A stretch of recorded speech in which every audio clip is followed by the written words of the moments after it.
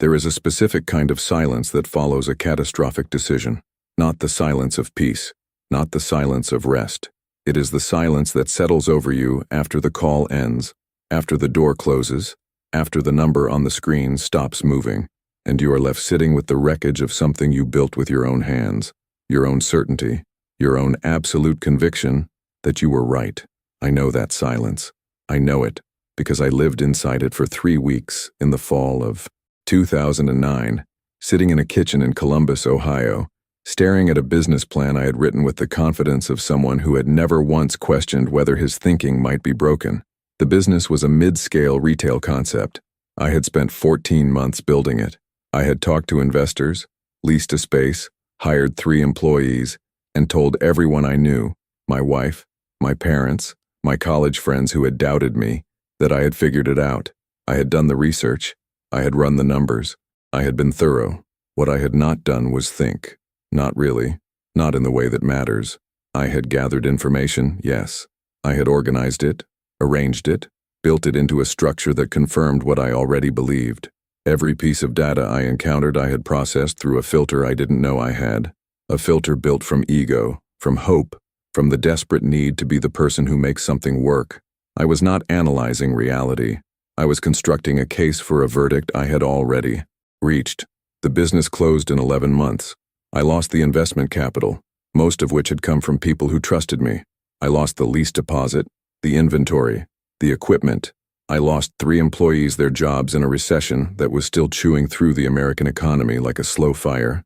And I lost something harder to name, the quiet, unexamined belief that because I was intelligent, because I read books and stayed informed and considered myself a careful person, I was thinking, well, that assumption, it turned out, was the most expensive thing I ever bought. What I did not know then, what took me years of reading, study, failure, and careful reconstruction to understand, is that intelligence and critical thinking are not the same thing. They never were. A high IQ, a good education, a sharp memory, a facility with language, none of these protect you from the cognitive errors that distort human judgment. In some cases, they make you more vulnerable because they give you more sophisticated tools to rationalize the conclusions you've already reached. The smartest people in a room can build the most elaborate justifications for the worst decisions. This is not a book about intelligence. It is not a self-help program for people who think they are slow. It is a book about the gap between thinking you are thinking clearly and actually thinking clearly, and what happens in that gap, and what it costs, and what it is possible to do about it. Because that gap is where careers are lost. It is where relationships end. It is where health decisions get made badly, where money gets managed poorly, where leaders take organizations off cliffs with perfect confidence. It is where ordinary people, with ordinary lives, make choices they will spend years trying to undo, not because they were stupid, but because they were never taught how to examine the machinery of their own minds. Here is what I want you to know before we go any further. You are already a critical thinker. Every human being is. The question is not whether you have the capacity for it. The question is whether that capacity has been trained, directed, refined, or whether it has been left to run on default settings that evolution built for a world that no longer exists. Your brain is an extraordinary instrument. It processes 11 million bits of information per second. It runs predictive models of the future with stunning speed and accuracy. It recognizes patterns across enormous fields of data, makes probabilistic judgments in fractions of a second, and keeps you alive in environments of radical uncertainty. It is, by any reasonable measure, the most sophisticated cognitive system on the planet. It is also systematically, reliably, predictably biased in ways you cannot see from the inside, not because something is wrong with you, because something is right with you, something that was built for a different context and never updated. The shortcuts your brain uses to navigate a complex world were designed for survival in small groups on open plains, not for evaluating quarterly projections, interpreting medical research, managing relationships across digital communication, or making decisions in environments of manufactured uncertainty. You are running ancient software on a new problem set, and you have probably never once opened the hood to look at the code. That is what this book is about. Opening the hood, understanding the code, and then, with patience, with Practice with the kind of deliberate effort that genuine change requires, rewriting the parts that are costing you. We are going to move through this together. We are going to start with the architecture of the problem, how your brain actually processes information, what it gets right, what it systematically gets wrong, and why. We are going to name the specific biases and blind spots that operate below your awareness, pulling your judgments in directions you never consciously chose. We are going to build a set of practical tools, not abstract principles but actual methods you can use tomorrow in real situations, under real pressure. And we are going to end somewhere different from where we began. I know this because I have made that journey myself. Not cleanly, not quickly, not without more mistakes, more silence, more wreckage, but I made it. And the person who came out the other side thinks differently, not perfectly, not without error, but with a quality of attention and a degree of deliberateness that the man in that Columbus kitchen had never once attempted. The silence after a catastrophic decision is one of the most clarifying experiences available to a human being. It strips away the noise, the confidence, the comfortable self-narrative. It leaves you with a question that is either the beginning of everything or the end of nothing, depending on what you do with it. The question is simple. How did I get here? Not rhetorically, not as an expression of grief, but as a genuine investigation, honest, disciplined, uncomfortable, into the mechanics of the thinking that produced the outcome you are now living.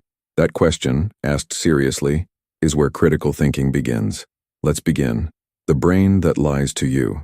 In 1972, a psychologist named Daniel Kahneman and his colleague Amos Tversky published a paper that would eventually overturn 3 centuries of assumptions about human rationality. The paper was called Judgment Under Uncertainty, Heuristics, and Biases, and what it demonstrated, through a series of elegant, unsettling experiments, was that human beings do not reason, not primarily, not first. What they do, what we all do, is use mental shortcuts so efficient and so automatic that we experience them as reasoning. The difference matters enormously. A mental shortcut is not a flaw in a broken mind. It is a feature of a system that evolved under pressure.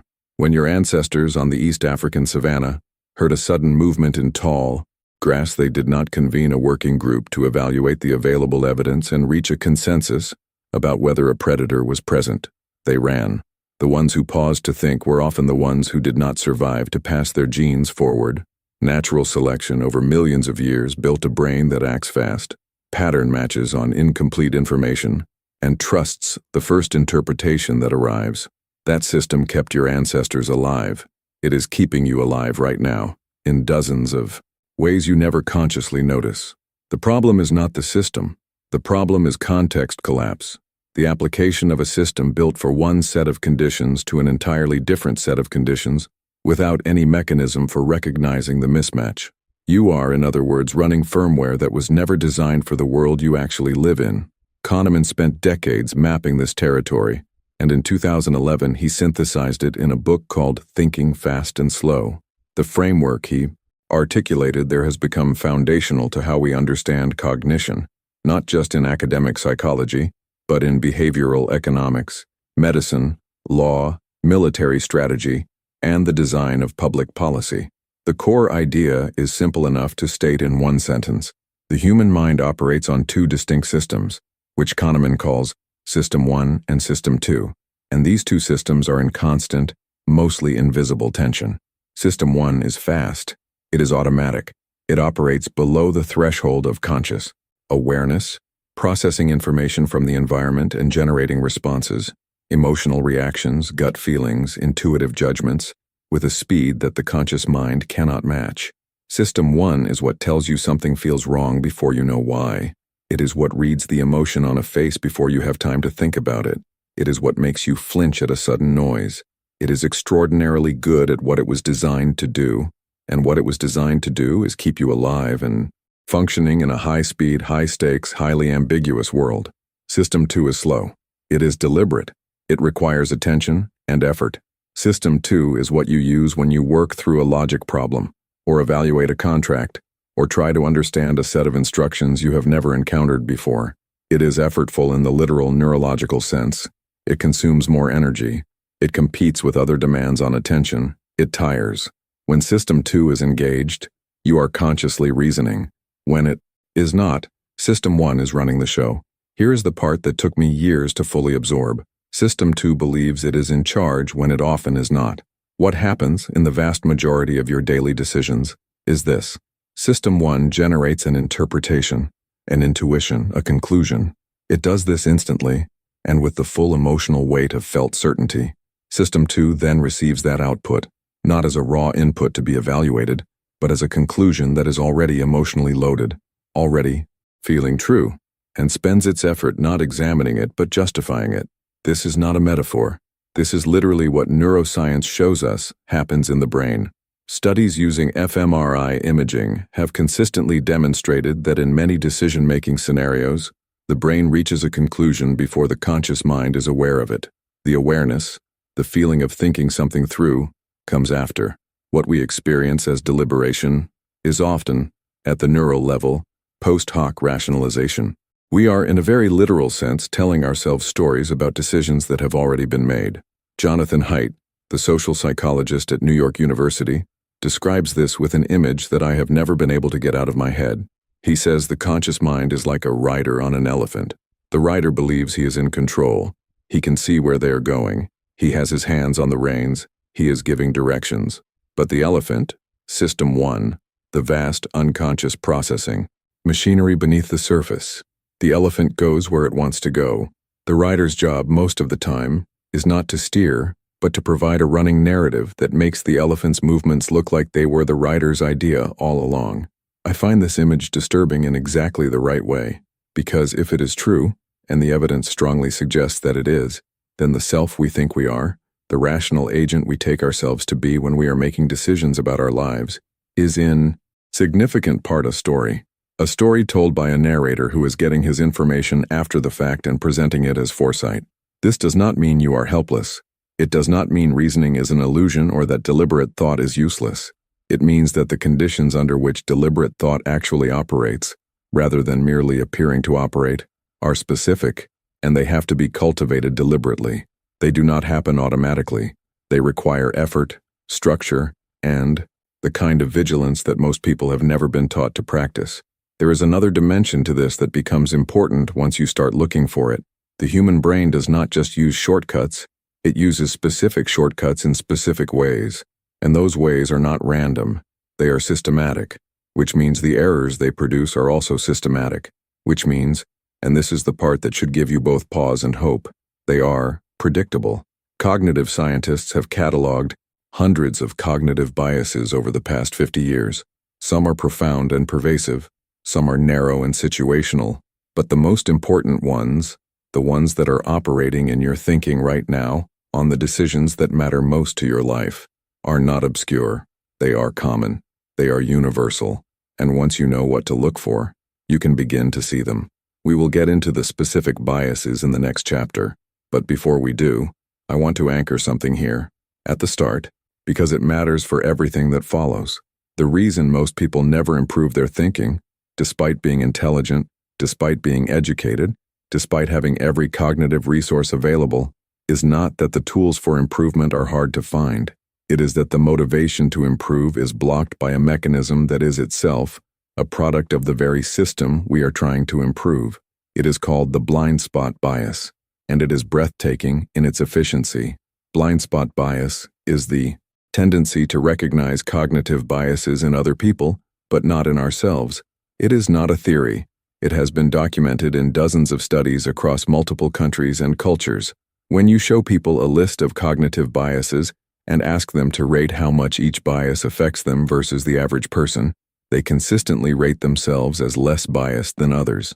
Even people who have just read detailed explanations of specific biases, who can describe them accurately and identify them in hypothetical scenarios, continue to believe that they themselves are largely immune. In other words, knowing about bias does not automatically protect you from it. Understanding the elephant does not automatically give you control of the reins. What does protect you is something different. It is something that has to be practiced rather than simply understood. It requires you to build new habits of mind, specific behavioral patterns that interrupt the automatic operation of System 1 at the moments that matter most and create space for System 2 to do genuine work. That is what this book is building toward, but we cannot build it on a foundation of self-flattery. We have to start with the truth. Your brain is lying to you, not maliciously, not because it is broken, but because it is doing exactly what it was designed to do, in conditions it was never designed for, without any external check on its outputs. Your job, the work this book is asking you to do, is to become that check. The first step is the hardest one, believing that you need it. What critical thinking actually is, and what it isn't. Here is a sentence that sounds obvious but contains an enormous amount of trouble. Most people who believe they are thinking critically are not. I say this not to be provocative, and not because I exempt myself from the accusation. I say it because it is accurate, and because the misunderstanding runs deep enough to be worth addressing directly before we go any further. Critical thinking has become a phrase that gets attached to everything. It appears in corporate training materials and college admissions essays and middle school curricula, and LinkedIn profiles with a frequency that has drained it of almost all meaning. When someone says they value critical thinking, they almost always mean one of several things, none of which are quite right.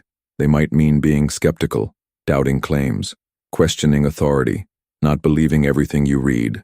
This is a component of critical thinking, but skepticism alone is not enough. Skepticism without method is just contrarianism.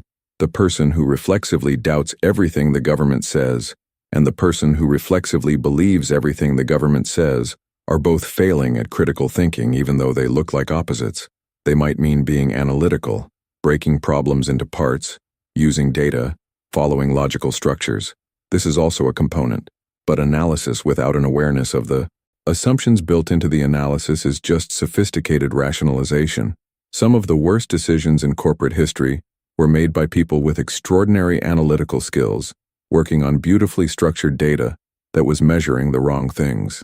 They might mean being open-minded, willing to consider other viewpoints, not dismissing ideas out of hand. This too is necessary but not sufficient. Open-mindedness without standards for evaluation is intellectual passivity dressed up as virtue. If you are equally open to all possibilities regardless of the quality of evidence supporting them, you are not thinking critically. You are just collecting perspectives without knowing what to do with them. Critical thinking, as it is understood in the serious academic and professional literature, as it was developed through centuries of philosophical tradition from Socrates through Descartes, through the modern cognitive sciences, is something more specific and more demanding than any of these partial definitions.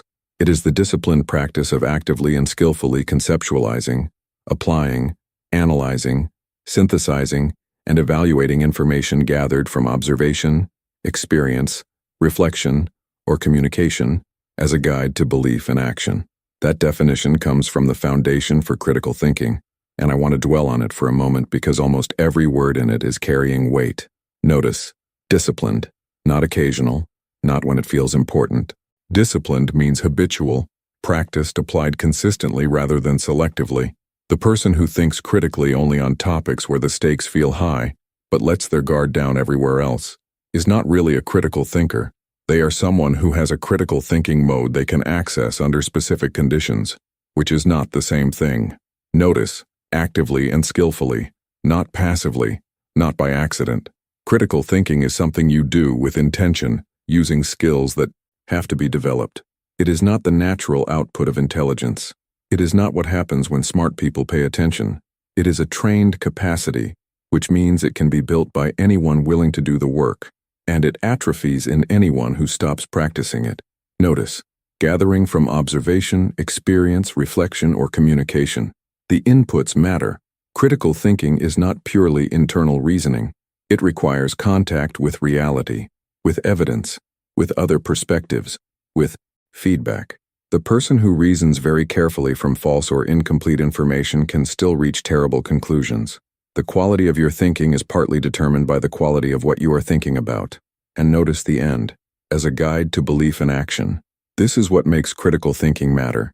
It is not an intellectual exercise. It is a practical tool for navigating a real world that has real consequences. When your beliefs are wrong, you act on them, and the world pushes back. Critical thinking is the system by which you close the loop between what you believe and what is actually true. So, what does it actually look like in practice? Not as a philosophy, as a behavior. It looks like a person who, when presented with a claim, automatically asks not just whether the claim is true, but what kind of evidence would count as evidence for or against it. A person who can articulate the strongest version of a position they disagree with before they argue against it. A person who notices when their emotional reaction to information is different from their evidential assessment of it, and who treats that gap as a signal worth investigating. A person who, when they catch themselves thinking, "I knew it all along," stops and asks whether they actually did. It looks like a person who asks who benefits from a particular framing of an issue, who asks what is not being said, who asks what assumptions are built into a question before trying to answer it, who can tell the difference between a claim supported by evidence and a claim that merely sounds plausible, who knows what the difference is between correlation and causation, and who does not confuse them in situations where they matter. It looks like a person who is genuinely comfortable with uncertainty, not as a permanent resting state, but as a productive one, who can hold a provisional conclusion lightly while continuing to gather information, rather than hardening a tentative judgment into a fixed belief the moment the cognitive dissonance of not knowing becomes uncomfortable. This last quality is the one I see people struggle with most. We are, as a species, deeply uncomfortable with uncertainty. The brain treats an unanswered question as a mild threat, a low-level activation of the same neural systems involved in detecting danger. The relief that comes from reaching a conclusion, even a wrong one, is neurologically real. It feels good to know.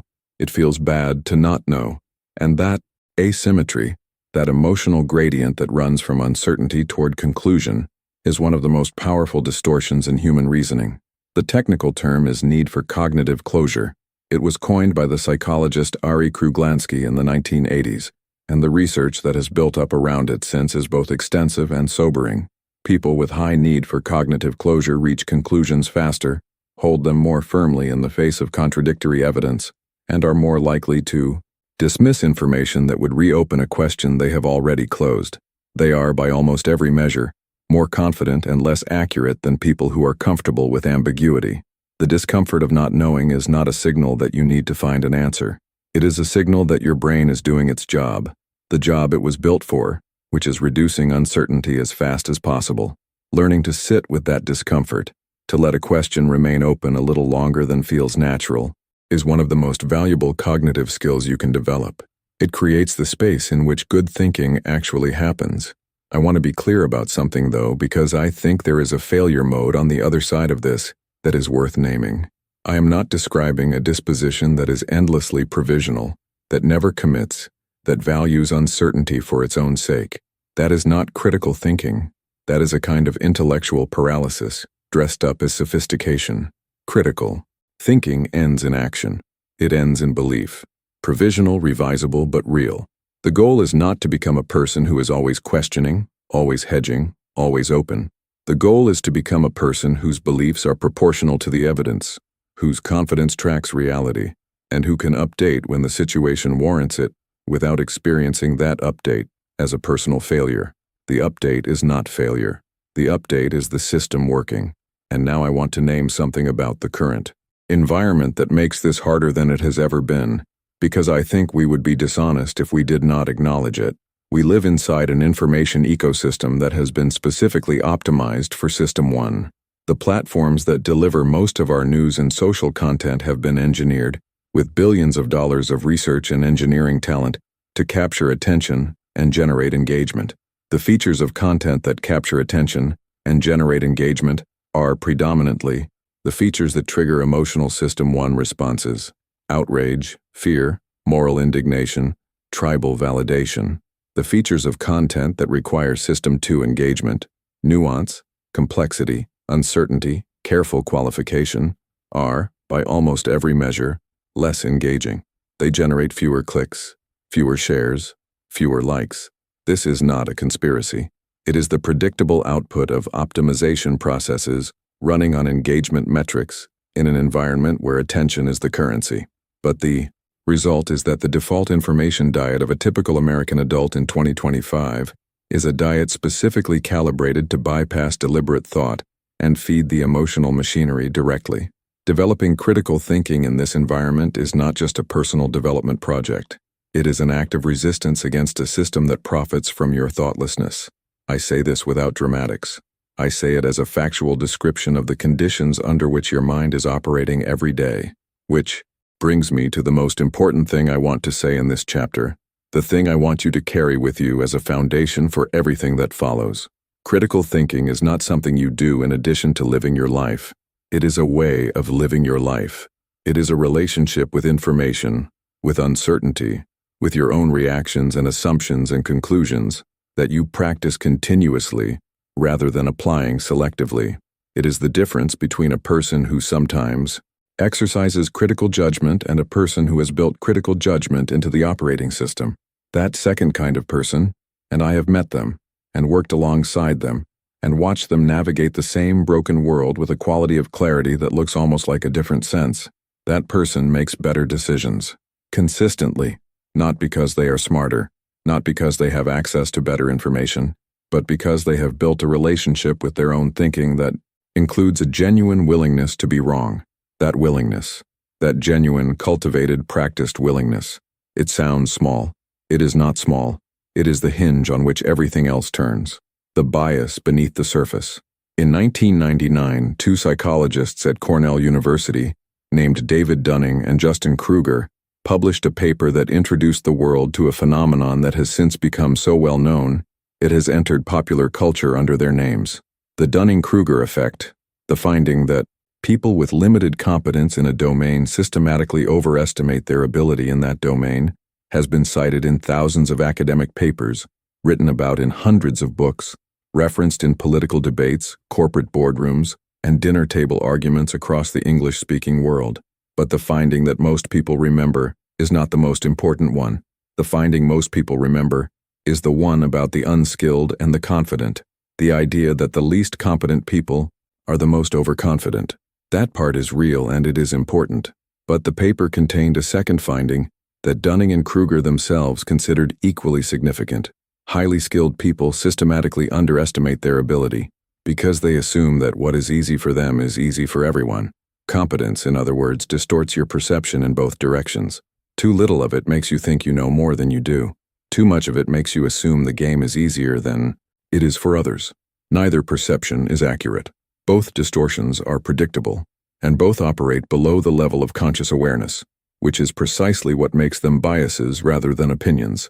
This is the territory we are entering now, and I want to navigate it carefully. Not because it is complicated, the basic concepts are accessible to anyone, but because there is a failure mode in this conversation that I want to help you avoid. The failure mode is this: learning about cognitive biases and using that knowledge to identify biases in other people while remaining unaware of your own.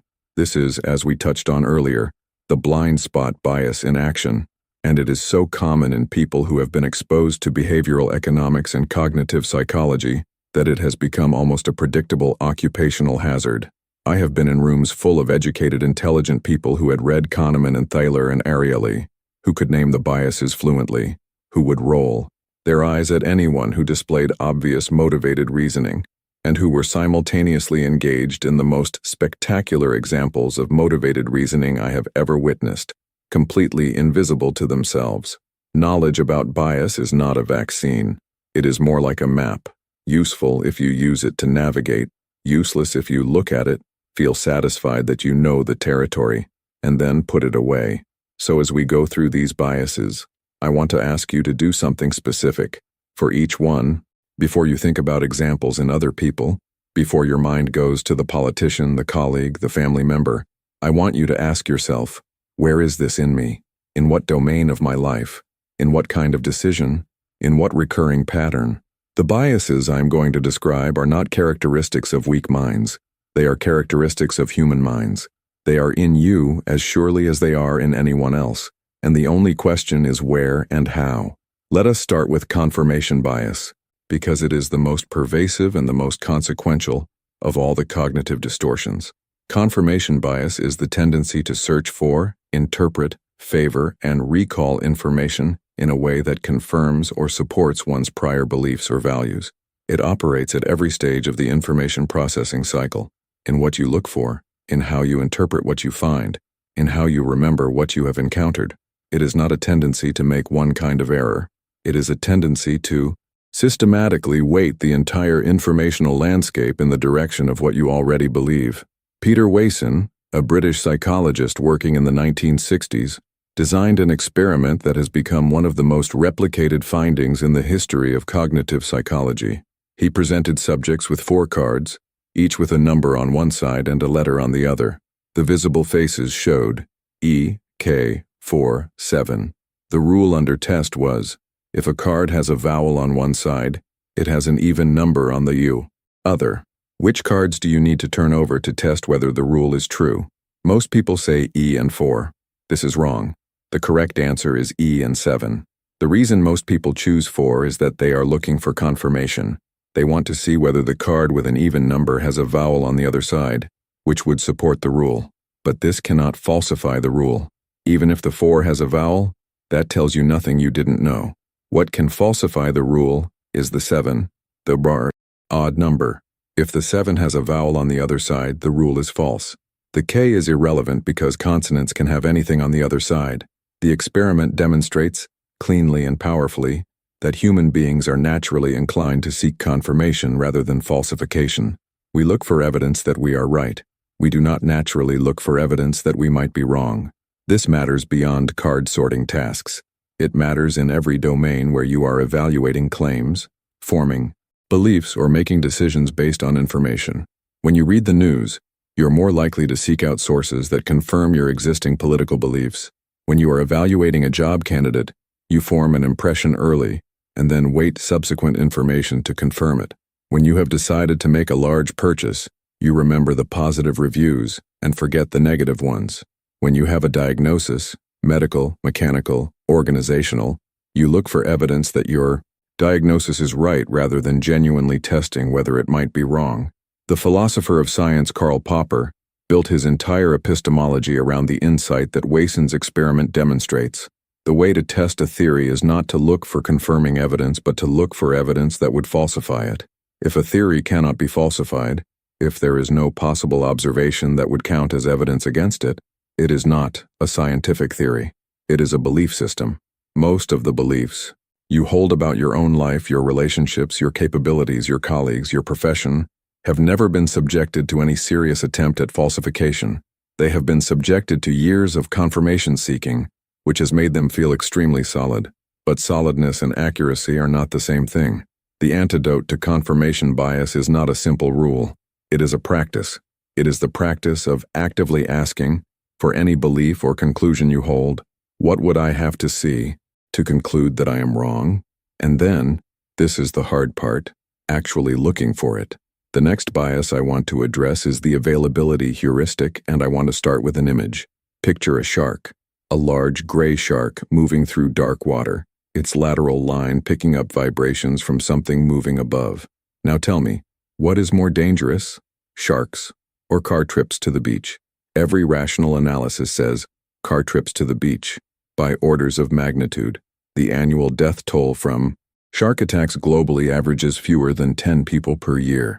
Traffic accidents kill over 38,000 Americans per year. The risk of dying on the way to the beach vastly exceeds any conceivable risk from the water. And yet the shark produces a specific quality of fear that the car does not. People who would not hesitate to get in a car will hesitate before getting in the ocean after watching a nature documentary. The fear is not proportional to the risk. It is proportional to the vividness of the mental image. This is the availability heuristic. We judge the likelihood of events based not on statistical frequency, but on how easily examples come to mind. Vivid, emotional, recent, or unusual events are cognitively available. They surface easily, they feel close, they command attention, and so we overestimate their probability. Dull, common, statistically significant events that never make the news recede into cognitive invisibility, and we underestimate them. The implications extend far beyond phobias.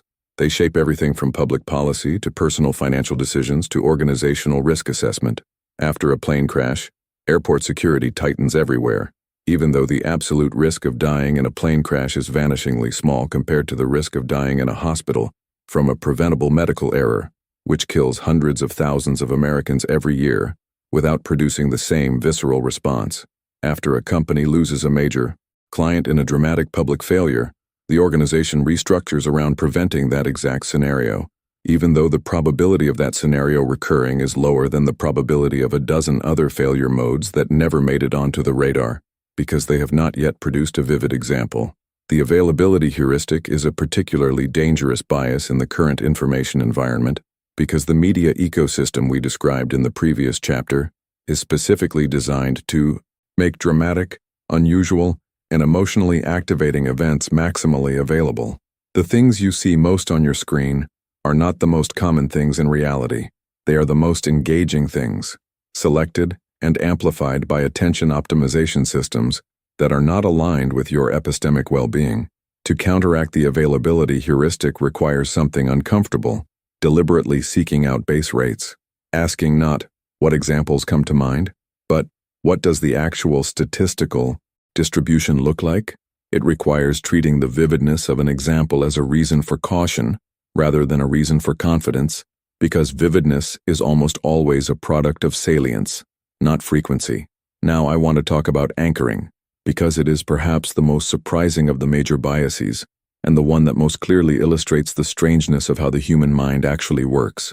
In a famous experiment, researchers asked participants to estimate the percentage of African nations that are members of the United Nations. Before answering, they were shown a wheel of fortune that had been rigged to stop on either 10 or 65. They were asked whether the actual percentage was higher or lower than the number on the wheel, and then to give their own estimate. The wheel was obviously random. Everyone knew it was random. No one could rationally believe that a randomly spinning wheel had any informational relationship to the actual percentage of African nations in the UN, and yet the group that saw 65 gave estimates that averaged 45%, while the group that saw 10 gave estimates that averaged 25%. An arbitrary number, presented in the context of a question, influenced the answer, even though everyone involved knew the number was meaningless. This is anchoring. The first piece of information presented in a judgment context, whether or not it is relevant, serves as a reference point from which all subsequent estimates are adjusted. The adjustment is almost always insufficient. We land closer to the anchor than we should, even when we know the anchor is arbitrary. The practical consequences are enormous. In salary negotiations, the first number on the table strongly influences the final agreement. In legal proceedings, the first damage figure suggested to a jury influences the award. In real estate, the listing price anchors both buyers and sellers in ways that persist through the entire negotiation. In performance reviews, the first attribute evaluated influences the evaluation of all subsequent attributes. In medical diagnosis, the first diagnosis a doctor reaches tends to anchor subsequent interpretation of new symptoms, even when the new symptoms should prompt a completely fresh assessment. Anchoring is particularly pernicious because the anchor does not have to be credible to work. It does not have to be plausible. It does not have to be relevant. It simply has to be present. The human brain, when faced with an uncertain judgment, reaches for any available reference point, and the most available is almost always the first one it encountered. There are more. There are many more. Sunk cost fallacy. The tendency to continue a failing course of action because of the resources already invested, even when abandoning it would produce better outcomes from this point forward. Attribution error. The tendency to explain others' behavior as a reflection of their character, while explaining your own behavior as a response to circumstances. Bandwagon effect. The tendency to adopt beliefs or behaviors because others are adopting them, independent of their merit. Framing effect. The tendency to reach different conclusions from identical information depending on how it is presented.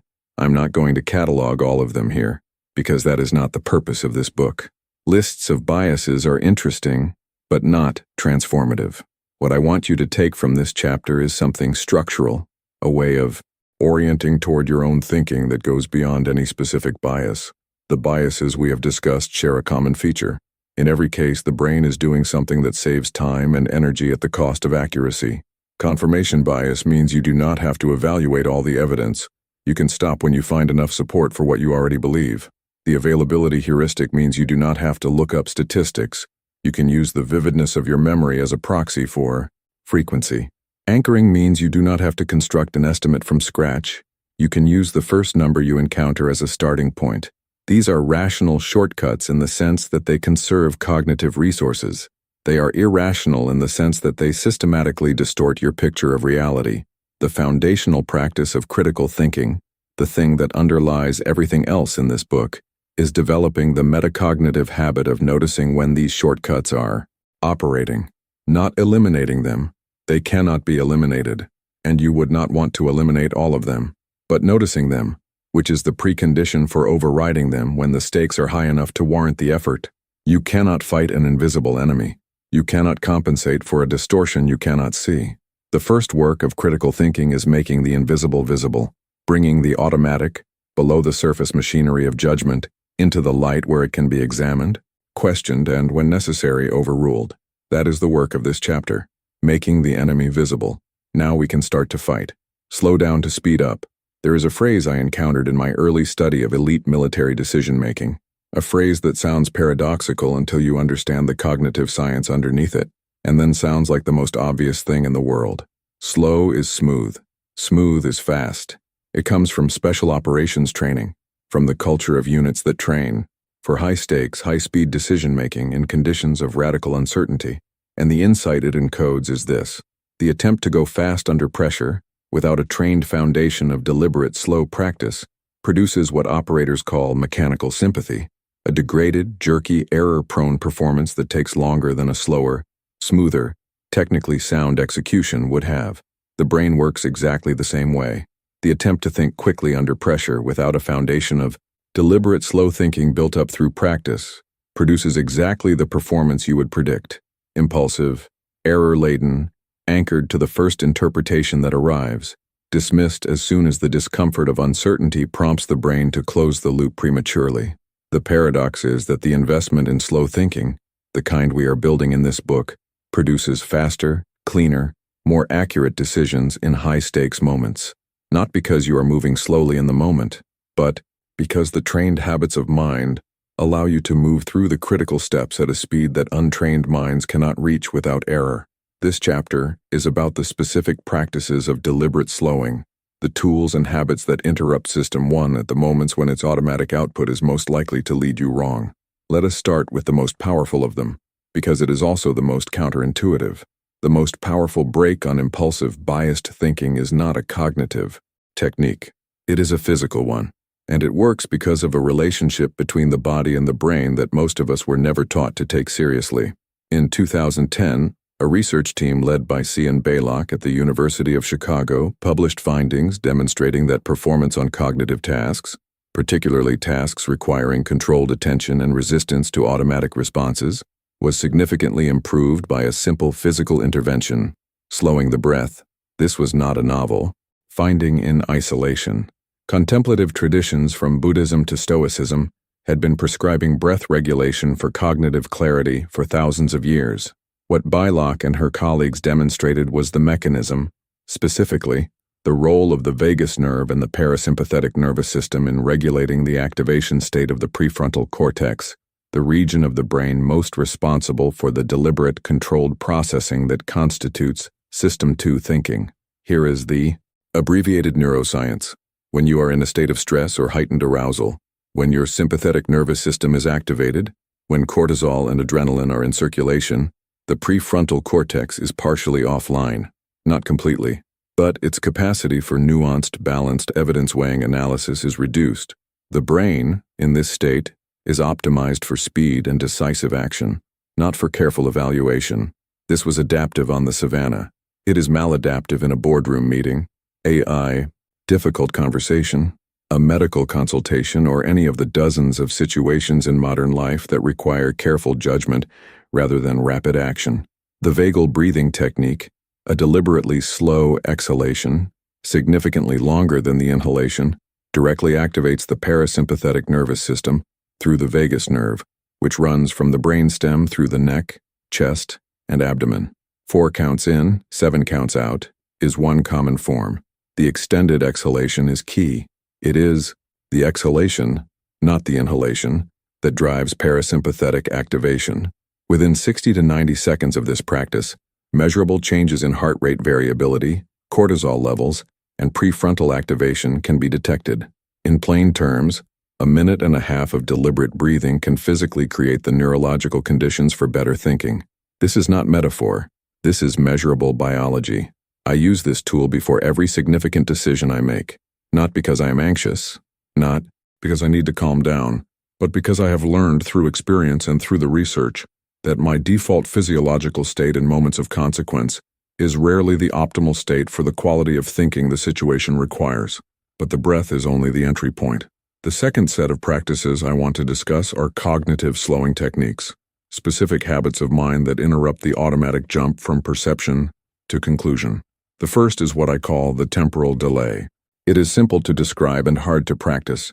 When you have reached a conclusion, when you feel certain, when you are ready to act, when you know what you think, wait, not indefinitely, not until the feeling of certainty has evaporated, but long enough to ask one question: am I certain because I have evaluated the evidence carefully, or am I certain because a conclusion has arrived and my brain is now defending it? These two experiences feel identical from the inside. The certainty that comes from careful analysis and the certainty that comes from fast System 1 processing are neurologically very different, but phenomenologically almost indistinguishable. You cannot tell, from the feeling alone, which kind of certainty you are experiencing. What you can do is impose a temporal gap, a window of deliberate delay, between the arrival of the conclusion and the action it recommends. In that window you ask, what would it take for me to be wrong? You look for the card you have not turned over. You let the discomfort of remaining open exist for a moment longer than it wants to. This does not have to be a long delay. In my experience, even a deliberate 3 to 5 second pause, a genuine pause, not a cursory one, before acting on a conclusion in a high-stakes situation, is enough to create the space for System 2 to make a contribution. In situations with longer time horizons, the delay can be built into the process. Sleep on it. Revisit with fresh eyes. Write it down and read it back the next morning. The act of writing deserves special attention here. There's a body of research on what psychologists call expressive writing and elaborative interrogation, the practice of writing down your reasoning, not as a summary of your conclusion but as an explanation of the steps that produced it. When you are forced to articulate your reasoning in writing, you encounter your own logic in a way that internal thought does not permit. You see the gaps, the circular arguments, the places where you have assumed what you were trying to prove. This is one of the reasons that the best decision-making cultures in high-performing organizations are often writing cultures. Amazon's famous 6-page narrative memos are not just a communication device. They are a thinking device, a forced externalization of reasoning that exposes its quality to scrutiny in a way that verbal presentations or bullet point decks never can. Jeff Bezos understood something important. You cannot evaluate reasoning that has never been made explicit. Bullet points allow you to list conclusions. Prose forces you to justify them. The discipline of writing is the discipline of thinking made visible. The third practice in this chapter is what I call assumption auditing. Before you proceed with a decision, a plan, or an argument, you articulate the assumptions that it rests on, not the evidence. The assumptions, the things you are taking as given, the premises you have not questioned because questioning them would make the whole structure unstable. Every argument rests on assumptions. Every plan depends on premises that have not been and often cannot be directly verified. The question is not whether you have assumptions, you always do, but whether they are visible to you. Invisible assumptions are the most dangerous kind, because they do the structural work of your thinking without ever being subjected to scrutiny. This sounds abstract. Let me make it concrete. A few years ago, I was working with a small organization that was planning a significant expansion into a new market. The leadership team had done thorough work, market sizing, competitive analysis, financial modeling, a timeline for execution. The plan was sophisticated and detailed. They presented it with justified confidence. I asked them to spend 15 minutes doing an assumption audit, not on the financial model, that was fine, on the premises underneath the financial model, the things they were taking as given. What emerged over about 30 minutes of uncomfortable conversation were 4 assumptions that had never been explicitly stated, never examined, never validated. The first, that their operational team had the capacity to execute the expansion without degrading their core business. The second, that the regulatory environment in the new market would remain stable over the 18-month implementation period. The third, that the two key vendor relationships the new operation depended on were solid. The fourth, that the person they were planning to put in charge of the new operation would take the role, an assumption that had never actually been discussed with that person. None of these assumptions were unreasonable. Two of them turned out to be correct, but the one about the key hire, the one they had taken most completely for granted, was wrong, in a way that delayed the expansion by 7 months. If they had surfaced that assumption during the planning process, they could have had the conversation, confirmed the commitment, built a contingency plan. Instead, they discovered the problem at the worst possible moment, after they had committed resources and made public announcements. The assumption was not wrong because they were bad planners. It was wrong because assumptions, by definition, have not been verified. The only question is whether you know which assumptions your plan depends on.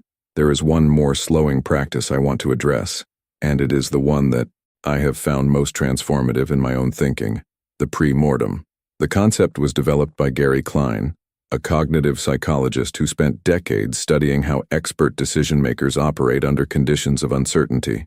The standard tool for evaluating decisions before they are made is a risk assessment, an attempt to identify potential problems and estimate their likelihood. The premortem inverts this. Instead of asking, what could go wrong, which invites a relatively superficial scan of possibilities, you assume that the decision has been made, the plan has been executed, and 12 months later, it has failed. Spectacularly, the project is dead, the relationship is over, the investment is gone. Given that this has happened, what went wrong? The shift from future possibility to past certainty is not cosmetic. It activates a different mode of thinking. When you imagine failure as a possibility, you generate a cautious, socially responsible list of concerns. When you imagine failure as a fait accompli and ask what caused it, you get access to the knowledge you have been suppressing, the doubts you have not voiced, the risks you have noted but minimized, the things you know in the back of your mind but have not wanted to bring into the front because doing so would create friction. The premortem works because it gives people permission to be pessimistic. In most planning cultures, pessimism is discouraged, not because people are naive, but because expressing doubt feels like disloyalty to the team's effort, like undermining commitment, like being the person who doesn't believe. The premortem reframes pessimism as diligence. Your job is not to support the plan. Your job is to explain why it failed. Everyone has the same assignment. No one is being negative. Everyone is doing the exercise. I have used this tool in my own planning, in teams I have led, and in organizations I have advised, and I have never once done it without discovering something important that had not been visible before.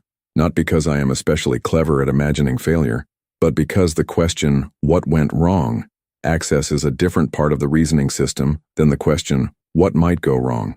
The difference between those two questions is the difference between fear and analysis. And analysis, in the service of better decisions, is exactly what we are building. Slow is smooth. Smooth is fast. The investment in deliberate slowing, in the breath, in the pause, in the writing, in the assumption audit, in the premortem, is not a tax on your productivity.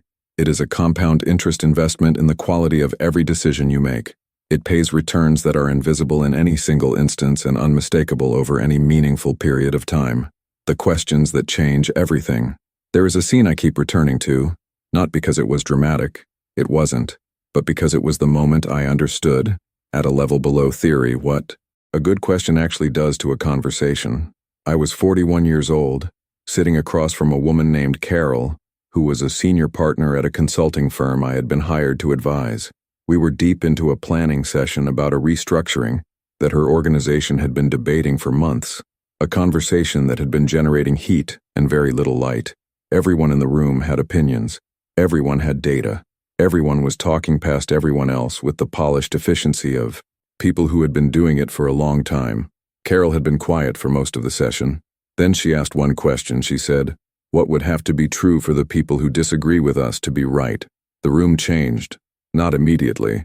There was a beat of resistance, the momentary irritation of people who had been building momentum in a direction and had now been asked to consider the opposite. But then something shifted. People started talking differently. The conversation moved from position defense to genuine inquiry. We reached, in the next 40 minutes, a decision that had eluded the group for 3 months. One question, not a clever question, not a sophisticated question. A question so simple that its power is almost invisible until you see what it does to a room. Questions are the primary tool of critical thinking, not arguments, not analysis, not data. Questions, because questions are the mechanism by which assumptions get surfaced, by which certainty gets examined, by which the frame of a problem gets widened before the solution gets narrowed. Most people use questions to gather information. They ask what, who, when, where. These are useful questions, but the questions that change things are a different category. They are questions that reframe, that challenge premises, that force the person being asked, or the person asking, to think from a different position. The question Carol asked belongs to a family that I call adversarial steelmanning. It asks you to construct the strongest possible version of the case against your own position, not as a rhetorical exercise, but as a genuine attempt to discover what you might be missing. It comes from a tradition that goes back to John Stuart Mill, who wrote in On Liberty that a person who knows only their own side of an argument knows little even of that. To understand your own position, you must understand the objections to it. And to understand the objections, you must be able to state them in their strongest form, not the weakest form that is easiest to dismiss. This is harder than it sounds. The natural human tendency when engaging with opposing arguments is to engage with the weakest version, the straw man, the misrepresentation, the fringe position that is easy to knock down. Knocking it down feels like winning. It produces the dopamine hit of intellectual victory, but it has not moved you 1 inch closer to the truth about whether your position is actually right. The question, what, would have to be true for the other side to be correct, forces you past the straw man. It forces you to engage with the actual strongest version of the opposing case, because the question is asking you to assume the conclusion and work backward to the premises that would support it. This is cognitively expensive. It requires genuine effort, genuine honesty, genuine willingness to find something you do not want to find, which is exactly why it is so powerful. The second category of transformative questions are what I call premise interrogators. These are questions that challenge not the answer to a question, but the question itself. Questions that ask whether the frame of the problem is the right frame. Albert Einstein reportedly said that if he had 1 hour to solve a problem on which his life depended, he would spend 55 minutes thinking about the problem and 5 minutes thinking about the solution. I have always taken this as a statement about the asymmetric return on frame quality. The quality of an answer is bounded by the quality of the question it answers. If you are solving the wrong problem with perfect technique only gets you to the wrong answer faster. Premise interrogators sound like this. Why are we assuming this is the right question? What is the problem behind this problem? If we had none of the constraints we are currently accepting, what would the right answer look like? What would someone who had never worked in this industry think the obvious solution was? That last question, the outsider question, deserves special attention. One of the most reliable findings in organizational decision-making research is that domain expertise, while valuable, creates a specific and predictable form of cognitive limitation. Experts in a field know, deeply and intuitively, what the field believes cannot be done, what has been tried and failed, what the constraints are that everyone has learned to work within. This knowledge is genuinely valuable. It is also a cage. The people who break through in any domain, the disruptive innovators, the paradigm shifters, the people who solve the unsolvable problems, are almost always operating from the edge of expertise or slightly outside it. They do not know what cannot be done, and so they try it. They do not know what the constraints are, and so they do not accept them. This is not an argument for ignorance. It is an argument for the practice of deliberately adopting the perspective of informed naivete, of asking periodically and seriously what a bright person who had never been inside this problem would see that you have stopped being able to see. The third category is what I call consequence cascading. These are questions that follow the implications of a belief or decision further forward in time and across wider systems than the immediate context suggests. They sound like, if this is true, what else must be true? If we do this, what happens next? And then what happens after that? And what happens after that? Who else is affected by this decision who is not in this room? What does this decision look like from the perspective of the person it most disadvantages? Consequence cascading is the antidote to narrow framing, the tendency to evaluate a decision only within the frame in which it was presented, without considering the second and third-order effects. Narrow framing is one of the most consistent sources of decision regret, not because people are too stupid to imagine consequences, but because the cognitive effort of extending the consequence chain beyond the first order is real, and the discomfort of finding bad news at the second or third order is real, and both of these things discourage people from looking. A decision that looks good at the first order of consequences frequently looks different at the second or third. The promotion that seems straightforwardly positive until you follow its implications for your family, your health, your relationships, your sense of self. The shortcut that saves time this week and creates a dependency that costs you months next year. The agreement that resolves the immediate conflict and establishes a precedent that makes the next conflict worse. Consequence cascading is asking, where does this go? Not just one step, not just the obvious step, all the way down the chain as far as you can honestly follow it, which is usually further than you are comfortable going. I want to end this chapter with a question that I consider the most important single question in the critical thinker's repertoire. It is a question that most people almost never ask, and the reason they almost never ask it is that asking it is genuinely uncomfortable. The question is, how do I know? Not as a rhetorical challenge, not as an expression of skepticism about someone else's claim, as a genuine, earnest, self-directed investigation into the epistemic foundations of your own beliefs. How do I know this is true? What is my actual evidence? Where did this belief come from? What was the source of the source? What would it take to verify it independently? When did I last check whether it is still accurate? What are the limits of my knowledge in this area? And am I staying within those limits or extending my confidence beyond them?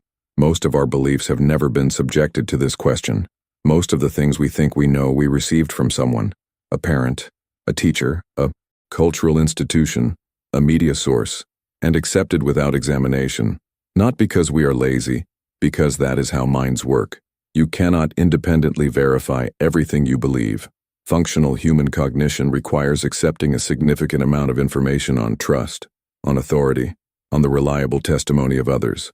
The question is not whether you accept any information on trust. You must. The question is whether you know which beliefs you have examined and which you have not, and whether the unexamined ones are doing structural work in your decisions that you have not consciously authorized. How do I know? 3 words. The foundation of honest inquiry. The question that, asked seriously and consistently, changes the quality of your relationship with everything you think you know. Ask it, often, in the direction of your most confident beliefs, your most fixed assumptions, your most comfortable certainties. That is where the cage walls are, and questioning them, even if you cannot immediately escape, is the beginning of the work. Evidence, opinion, and the space between. On a Tuesday morning in March of 2003, Colin Powell walked into the United Nations Security Council and delivered a presentation that the New York Times editorial board called the most powerful case to date for the existence of weapons of mass destruction in Iraq. Powell was Secretary of State of the United States. He had spent 4 days at CIA headquarters, going through the intelligence. Personally, he had staked his reputation, his considerable, carefully built reputation, on the accuracy of what he was about to say. The presentation lasted 76 minutes. It included satellite photographs, audio recordings, and detailed technical analysis. It was organized, coherent, and delivered with the authority of a man who had served his country for 4 decades and had no reason to deceive. Almost everything in it was wrong, not because Powell lied. The available evidence suggests he genuinely believed what he was presenting. Not because the analysts who prepared the intelligence were incompetent, many of them were highly trained professionals operating in good faith, but because the entire intelligence apparatus that produced the briefing had been operating inside a confirmation bias loop of catastrophic proportions, one in which the conclusion had been determined before the evidence was gathered, and the evidence had been selected, weighted, and interpreted to support the conclusion that was already fixed. The Iraq WMD intelligence failure is the largest, most thoroughly documented example in modern history of what happens when the distinction between evidence and inference collapses under institutional pressure. It is a case study that I return to not because it is unusual, but because it is a clarifying extreme. An instance where the consequences were so large and the subsequent investigation so thorough that we can see the failure mechanism with unusual precision. The failure mechanism is this: people mistook confident assertion for established fact and inference for evidence, and did so at every level of a complex institutional hierarchy, with each level amplifying rather than checking the errors of the level below. Understanding this failure, and understanding it not as a special case but as an extreme version of something that happens in ordinary reasoning all the time, requires us to get precise about a distinction that most people treat as obvious but rarely practice with genuine rigor. The distinction is between evidence and inference. Evidence is what you can directly observe or verify. It is the satellite photograph, the test result, the recorded conversation, the financial statement, the controlled experiment. Evidence is the thing that exists independently of any particular interpretation of it. Inference is what you conclude from evidence. It is the interpretation, the theory, the causal claim, the prediction, the judgment about what the evidence means. Inference is always a step beyond the evidence. It is always, to some degree, a bet. The two are not the same, and treating them as the same, treating your inference as if it were evidence, your interpretation as if it were fact, is one of the most consistent sources of error in human reasoning. Here is a concrete example that has nothing to do with geopolitics. You wake up one morning to find your partner unusually quiet over breakfast. They give brief answers. They do not initiate conversation. They leave for work without their usual goodbye. What is the evidence? Observable behavior, brevity, reduced eye contact, abbreviated departure. What is the inference? Almost anything. They are angry with you. They are anxious about work. They are not feeling well. They had a bad dream. They are distracted by something you have no knowledge of. They are processing something privately. They are tired. Every one of these is possible. The evidence, the observable behavior, is consistent with all of them.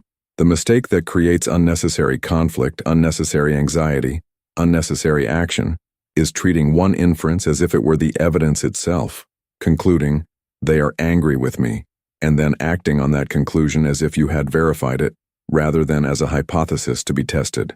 This is not a trivial example. The majority of interpersonal conflict I have witnessed in organizations and in relationships has at its root exactly this error.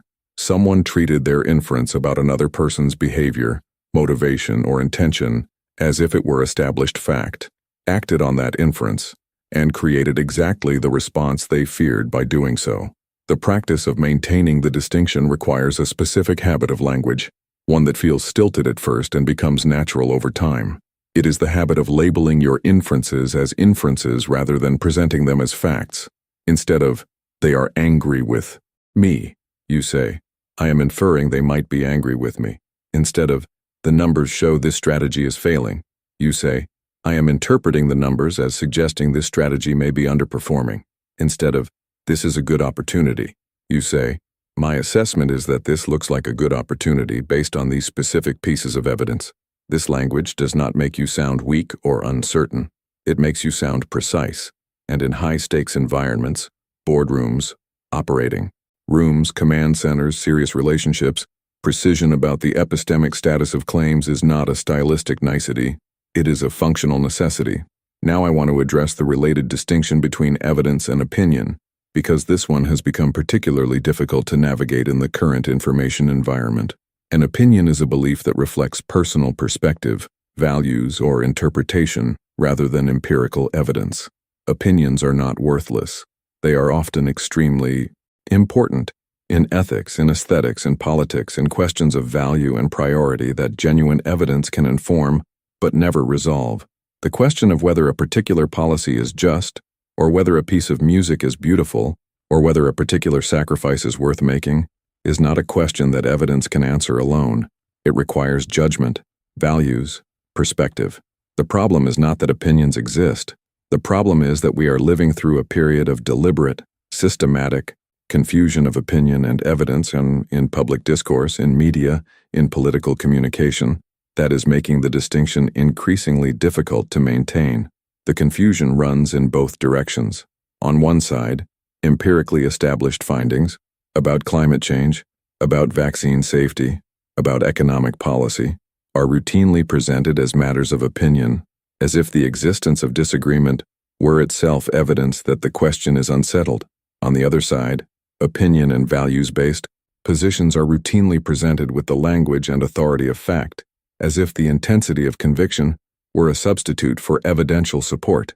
Critical thinking requires you to navigate both distortions, to insist on the factual status of well-established empirical findings, and to insist on the opinion status of values-based positions, regardless of how confidently they are asserted.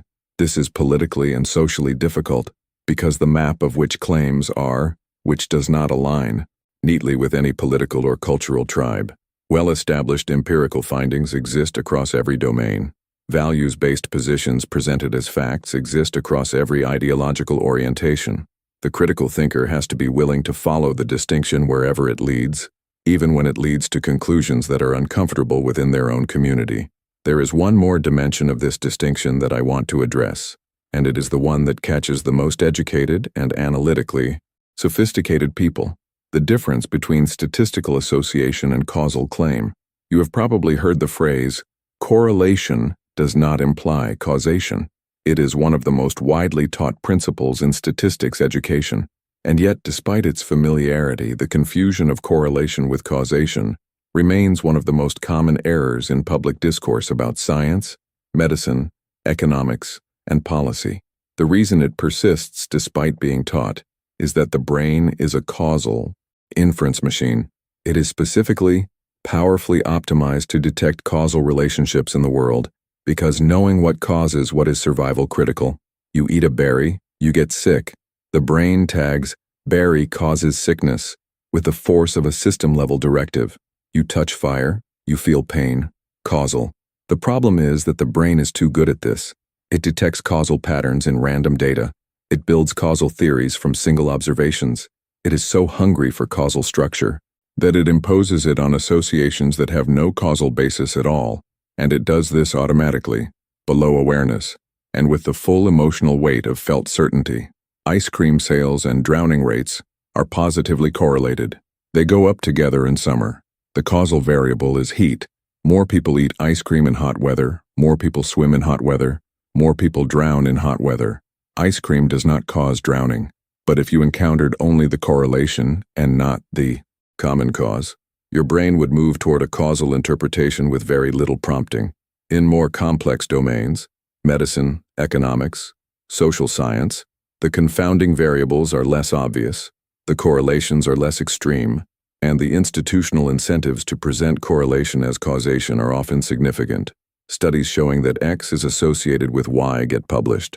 Studies showing that the apparent association disappeared after controlling for Z get less attention. Headlines. Red scientists find that A causes B when the study actually showed that A was associated with B in a particular population over a particular time window, while controlling for some but not all relevant confounders. The critical thinker's response to any causal claim is to ask, how was causation established? Was this a randomized controlled trial, an observational study, a retrospective analysis? Who was the study population, and is it representative of the population to which the conclusion is being applied? What were the confounders, and were they adequately controlled? Has this been replicated? These questions are not hostile to science. They are the questions science is supposed to ask of itself. They are the questions that distinguish a preliminary finding from an established result, a distinction that gets routinely collapsed in the translation from research paper to public communication. The space between evidence and opinion, between correlation and causation, between preliminary finding and established fact. This space is where most of the important thinking in your life actually takes place. Learning to navigate it with precision and honesty is not an academic exercise. It is the practical craft of making better decisions in a world where the information you receive is almost always, to some degree, incomplete, shaped, and in need of interpretation. The question is not whether you will interpret. You will. The question is whether you will know that you are doing it, and whether you will hold your interpretation with the epistemic humility it deserves. Thinking under pressure. I want to tell you about a decision that cost a man his life. Not because it is the most extreme example I could find, it is not, but because it is an example where the failure of thinking under pressure was documented with enough detail that we can examine the mechanism precisely.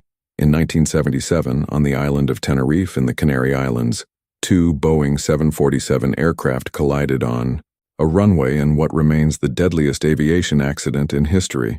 583 people died.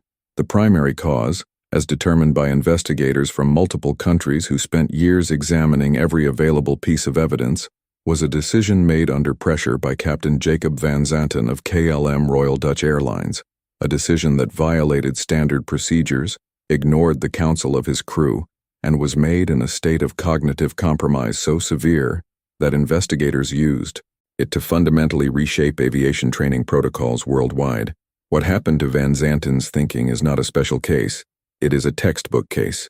The textbook case, in fact, in the field of high-stakes decision-making, of what happens to human cognition under the specific combination of time pressure, authority, frustration, and the desire to close a costly loop. Van Zanten had been waiting on the taxiway for more than 2 hours. His passengers were restless. His crew were fatigued. He was running against duty time limits that could have required him to remain overnight in Tenerife, at enormous logistical and financial cost to the airline. He was under pressure, real, legitimate, multi-dimensional pressure. When he believed he had clearance to take off, he began his takeoff roll. He did not have clearance. The other aircraft was still on the runway. His first officer said, "Wait, we don't have ATC clearance." Van Zanten did not stop. His brain, locked in the execution of a decision it had already committed to, filtered out the correction. The technical term for what happened to Van Zanten is plan continuation bias, the tendency to continue with a course of action even when new information indicates it should be abandoned. It is one of the most dangerous cognitive distortions in high-stakes environments because it operates at exactly the moment when the cost of error is highest. Plan continuation bias is a product of several interacting mechanisms. First, the sunk cost fallacy. You have invested time, energy, resources, and identity in a direction, and stopping means acknowledging that investment as lost. Second, the completion pressure. The brain experiences unfinished actions as uncomfortable, a phenomenon psychologists call the Zeigarnik effect, and drives toward closure even when closure is wrong. Third, the authority gradient. In hierarchical systems, people in positions of authority can become cognitively isolated by their own position because the people around them stop offering corrections and the person begins unconsciously interpreting silence as validation. Fourth, and most pervasively, stress itself. When the sympathetic nervous system is activated under pressure, the brain shifts its resource allocation in ways that directly impair the specific cognitive functions that critical thinking depends on. Working memory capacity decreases. The prefrontal cortex, responsible for inhibiting automatic responses and evaluating alternatives, goes partially offline. The amygdala, which drives threat detection and emotional reactivity, becomes hyperactive. You experience this as tunnel vision, a narrowing of attention onto the most immediately relevant stimuli, a reduction in peripheral awareness, a loss of access to the wider context. Tunnel vision is adaptive in physical emergencies. If you are being chased, your brain should narrow its attention to the path ahead and the threat behind. The problem is that tunnel vision is maladaptive in exactly the class of modern high-stakes situations, complex, information-rich, multivariable, where it is most commonly triggered. When you are in a difficult negotiation, a heated meeting, a medical emergency, a financial crisis, your brain responds with the same attentional narrowing that helped your ancestors escape predators. But escaping a predator requires speed, not analysis. The complex modern crisis requires the opposite. So what do? How do you think? Clearly, when the conditions are specifically designed to prevent clear thinking, the first answer is preparation, building the mental routines in low-stakes conditions that can run automatically in high-stakes ones. This is the logic behind every form of high-stakes professional training, from aviation to surgery to special operations. You do not try to create decision-making discipline in the moment of crisis. You install it beforehand, in thousands of repetitions of deliberate practice, until the disciplined behavior is itself automatic, until it runs on System 1 rather than requiring System 2. The aviator who runs through her checklist under pressure is not doing something effortful. She is running a well-worn groove. The surgeon who pauses at each critical juncture in a procedure verbally confirms the next step and checks for team agreement before proceeding. He is executing a trained protocol, not improvising mindfulness. The trained behavior has become the automatic behavior, which means it is available even when cognitive resources are compromised by stress. This is why the investment in deliberate practice matters so much. Not for the moments when conditions are easy, for the moments when conditions are exactly wrong. The second answer is structural. Building decision environments that compensate for the limitations of individual cognition under pressure. Checklists, decision trees, mandatory pauses, required sign-offs. These are not bureaucratic obstacles. They are cognitive prosthetics, external structures that do the work that the individual mind cannot reliably do in high-pressure conditions.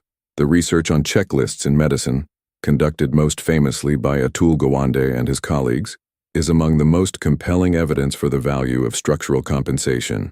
Hospitals that implemented surgical safety checklists, simple, brief, requiring no special skill or training, saw complication rates drop by more than a third and death rates cut nearly in half, not because surgeons became better surgeons, because the checklist created mandatory pause points at which the automatic continuation of the procedure was interrupted long enough for a different kind of attention to operate. The same principle applies to decisions made under pressure outside of operating rooms.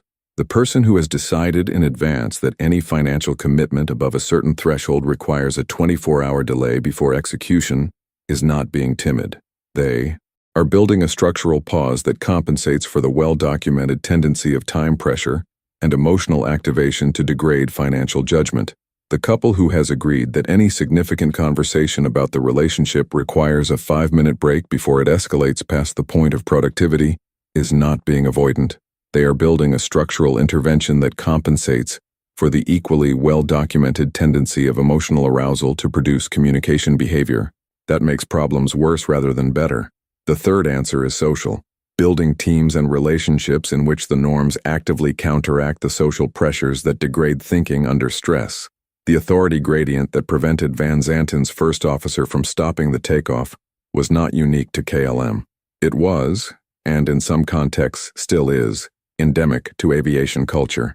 The insight that emerged from Tenerife and the investigations that followed was that individual skill and technical knowledge were not enough. The social environment had to actively support the expression of dissent, the surfacing of doubt, the willingness to say, wait. This became the foundation of crew resource management training, now mandatory in aviation worldwide, which explicitly trains flight crews in the social skills of upward communication, how to raise a concern to a superior effectively, how to escalate a worry when the first expression is ignored, how to create a shared mental model across a crew operating under pressure. The principle translates directly to any team operating in high-stakes conditions. The best leaders I have worked with are not the ones who create an impression of certainty and resolve that makes doubt feel inappropriate.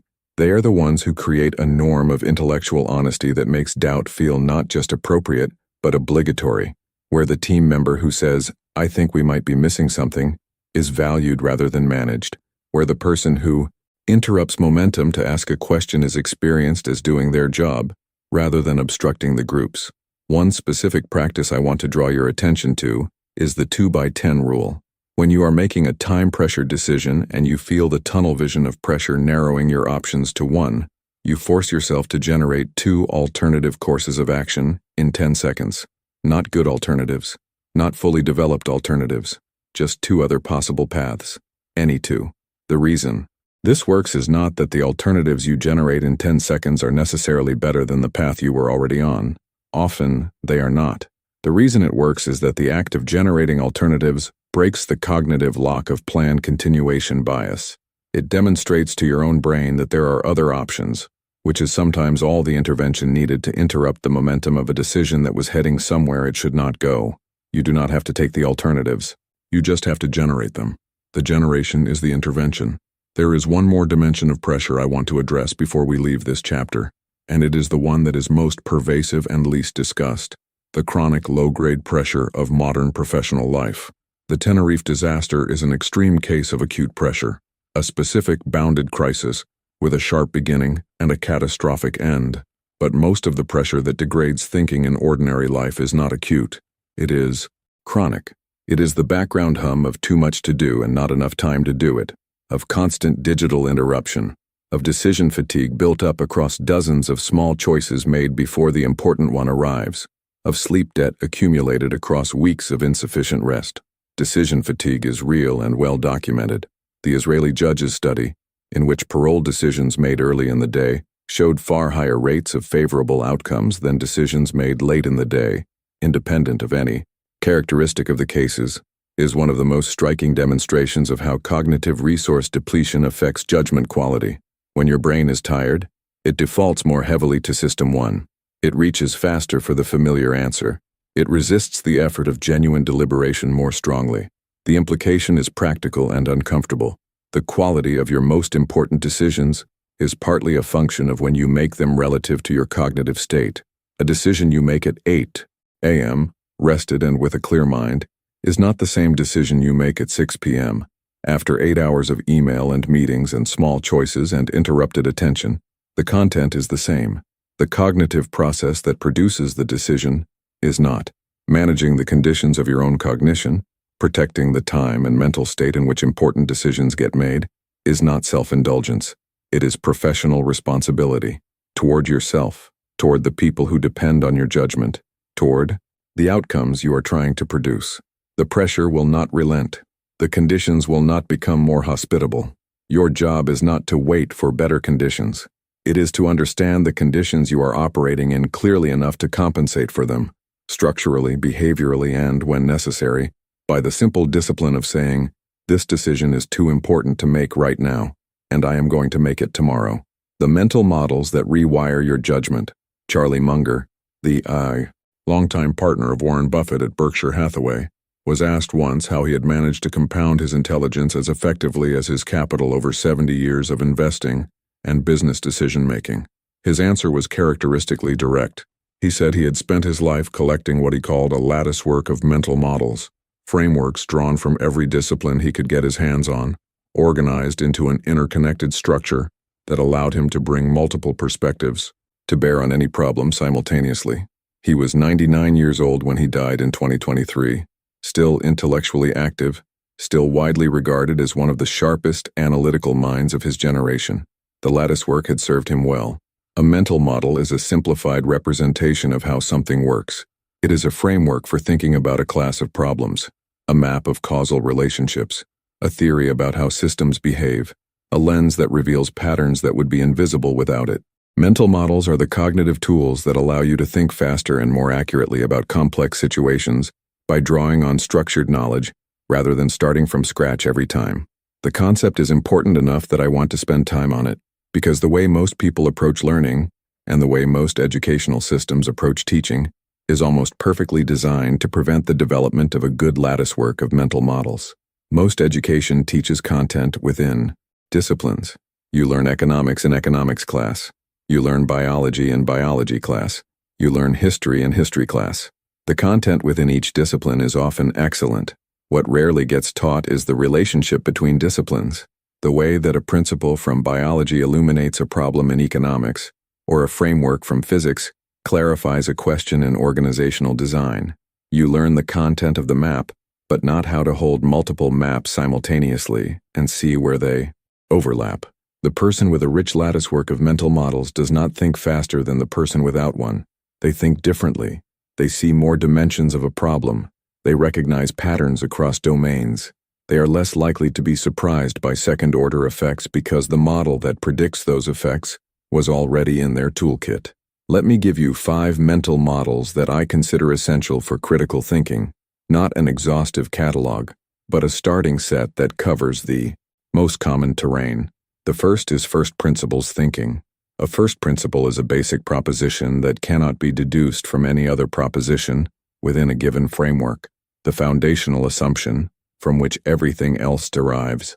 First principles thinking is the practice of decomposing a problem down to its foundational truths and reasoning up from there, rather than reasoning by analogy from existing solutions. Elon Musk has described this as his primary cognitive method, and while his public persona is polarizing, the epistemological point is sound. Most human reasoning about complex problems proceeds by analogy. This is like something that was solved this way before. So we should try something similar. Analogical reasoning is fast, useful, and often adequate, but it inherits the assumptions of whatever it is analogized to, including the assumptions that were wrong or that no longer apply. First principles thinking asks, if we stripped away everything we think we know about how this problem has been solved before, what would we be left with? What are the actual constraints, the physical laws, the mathematical realities, the irreducible human needs that define what is possible? And from those actual constraints, what solutions can we derive? The application in everyday critical thinking is not always this dramatic, but the habit of asking, why do we do it this way? And being willing to follow that question all the way down to the foundational assumptions, rather than stopping at, because that's how it's always been done. This habit, applied consistently, is one of the most reliable generators of better thinking.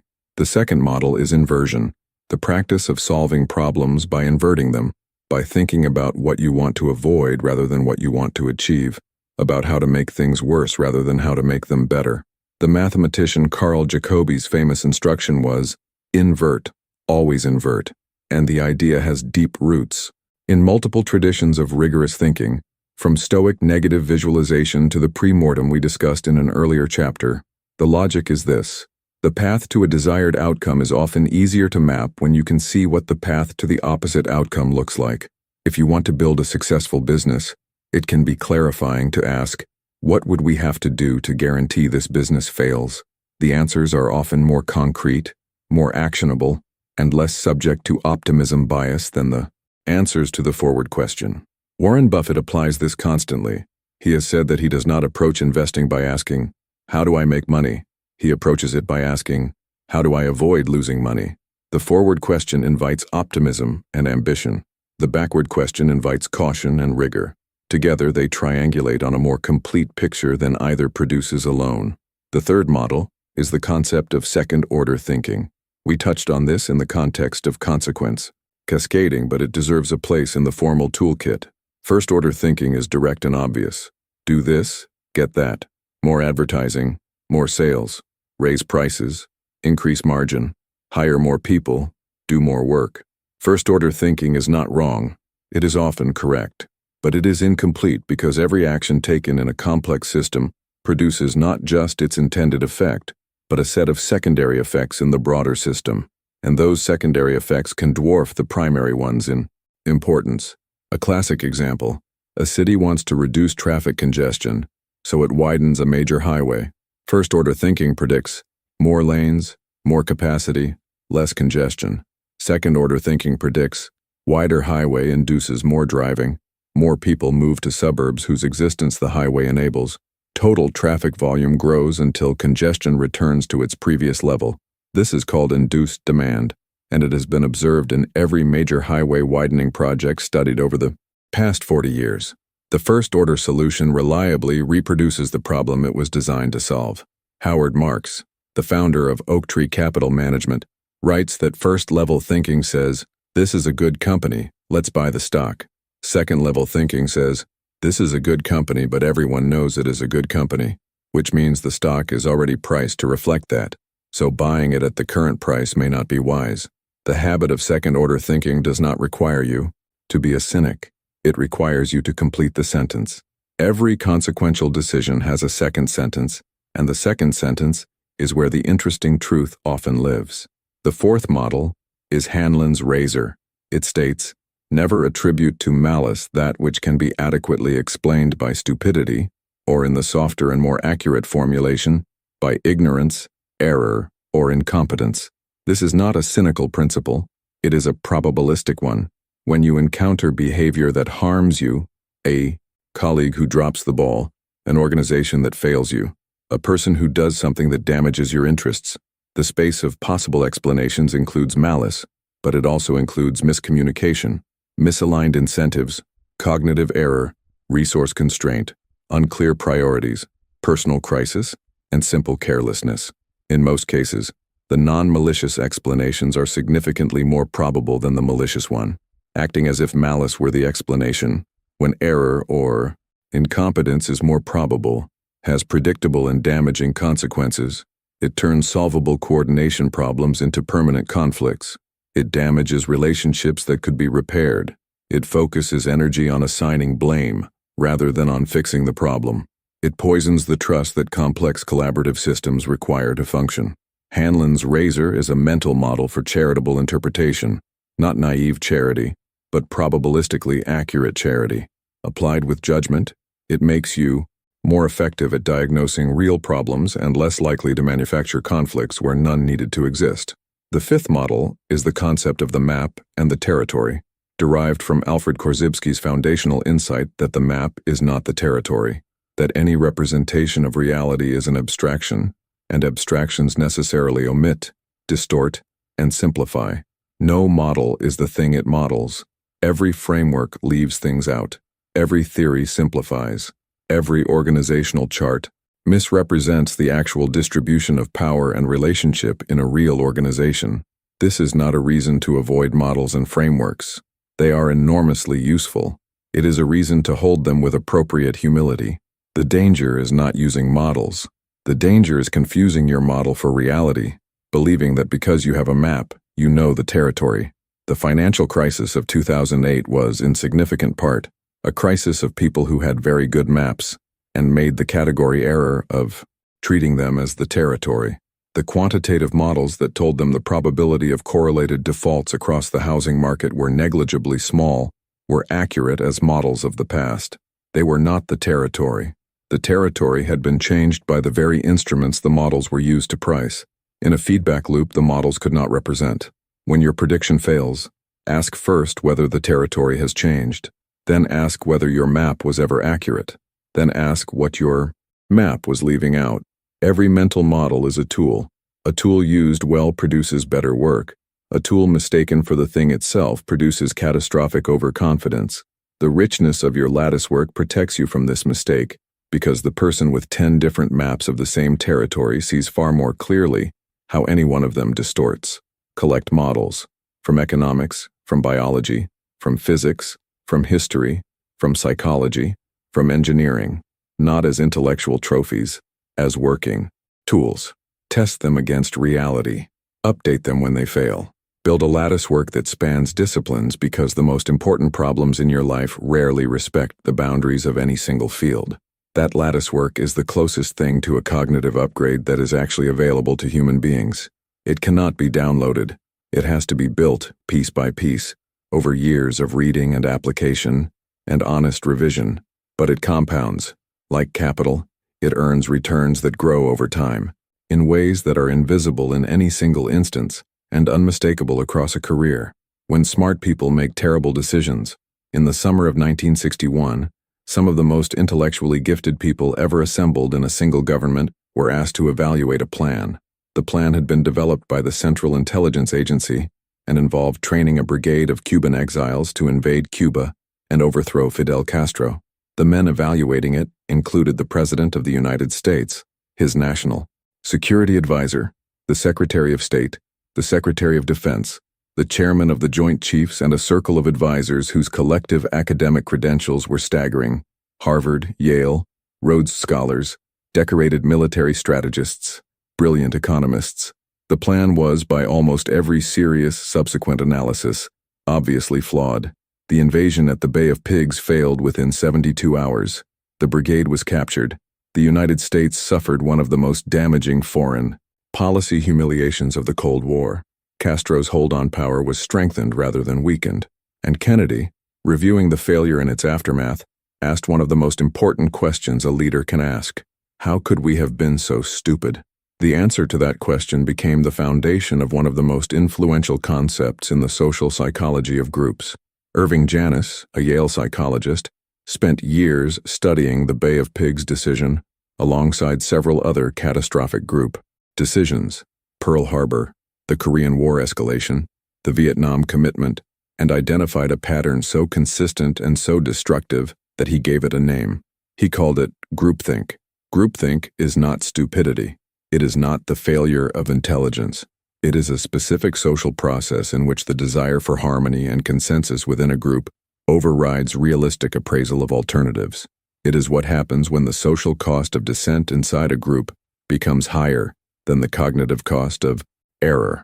When being the person who raises the uncomfortable question feels more dangerous than allowing a flawed decision to proceed, the conditions that produce groupthink are exactly the conditions that high-performing teams tend to cultivate: cohesion, trust, shared identity, loyalty, a sense of collective mission. These are genuine virtues. They make groups more effective in most circumstances. They become catastrophic in decision-making contexts, where the virtues of cohesion suppress the voices of doubt.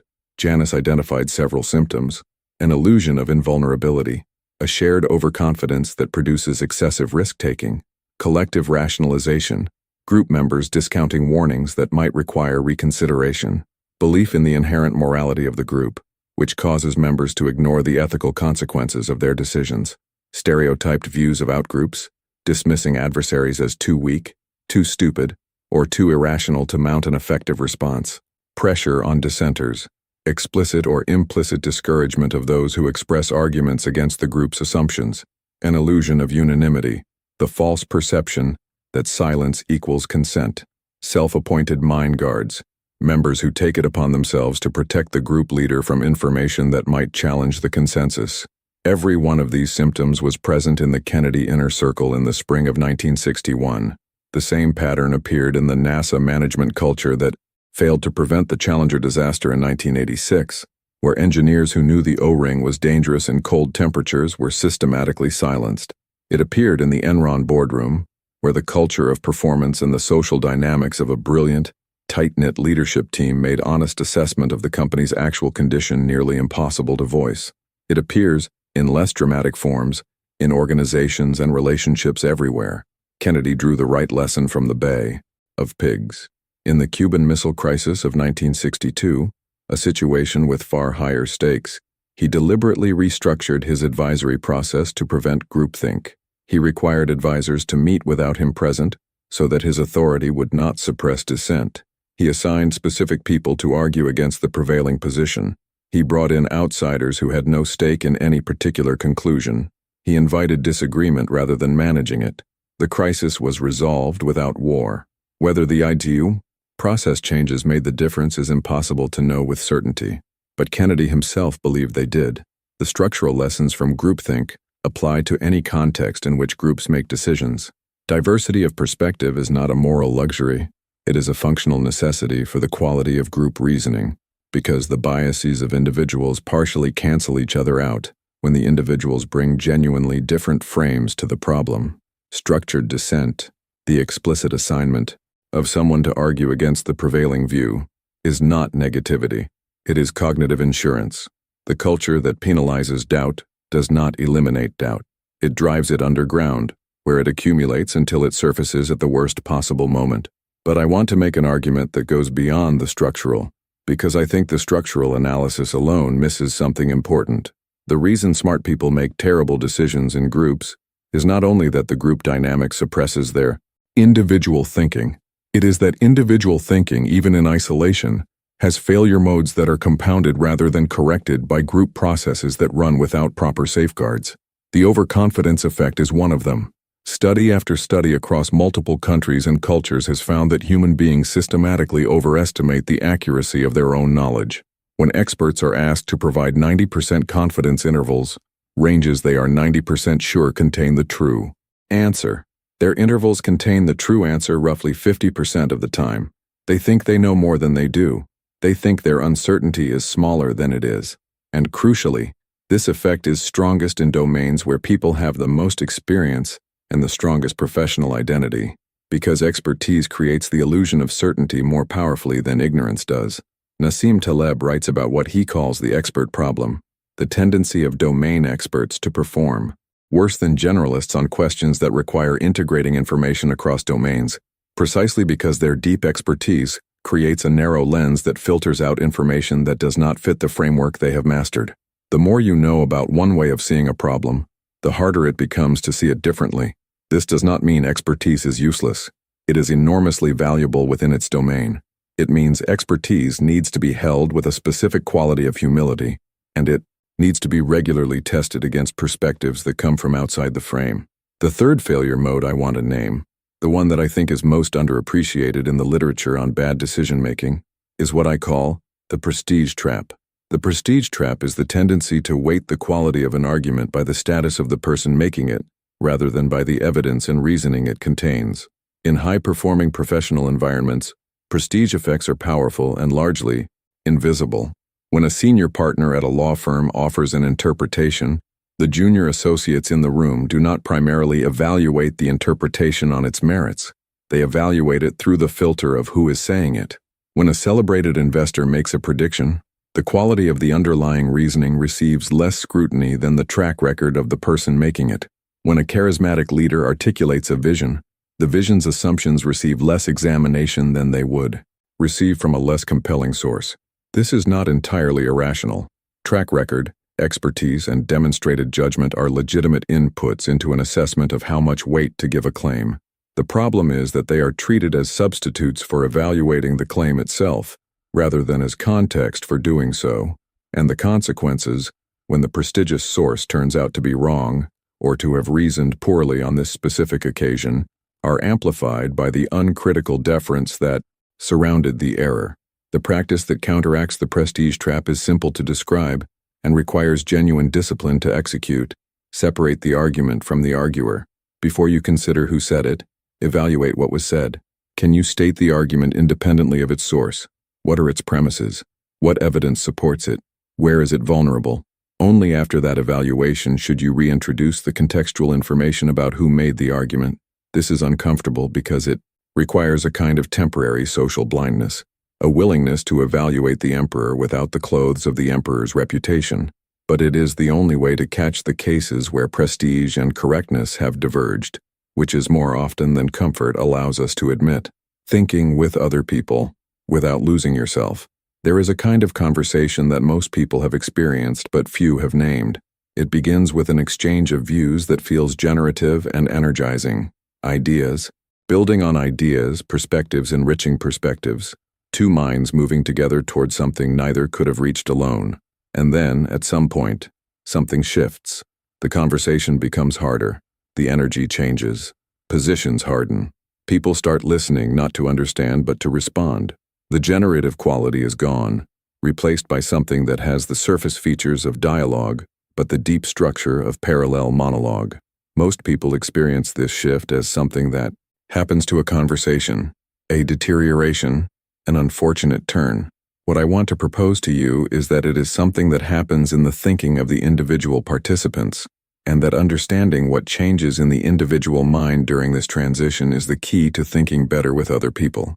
The cognitive state that characterizes the first phase of a good dialogue is what the physicist David Bohm called suspension, not agreement, not the absence of views, but a temporary suspension of the grip that your views have on you, a willingness to hold your own perspective as one perspective among several, rather than as the anchor point from which all other perspectives are evaluated. Suspension is the state in which you can hear something you disagree with and be genuinely curious about why the other person believes it, rather than immediately constructing a rebuttal. Suspension is uncomfortable because it feels like vulnerability. It feels like you are giving something up, the protection of your position, the security of your certainty, the identity that your views help constitute. And for many people, in many contexts, that discomfort triggers a defensive shift back to advocacy, back to the state in which you are defending your position rather than exploring the problem. The shift from inquiry to advocacy is not always wrong. There are contexts in which you should advocate, in which you have evaluated the evidence, reached a conclusion, and your job is to make the best case you can for that conclusion. But the problem is that in most conversations about complex questions, people spend most of their time in advocacy mode and almost no time in genuine inquiry mode.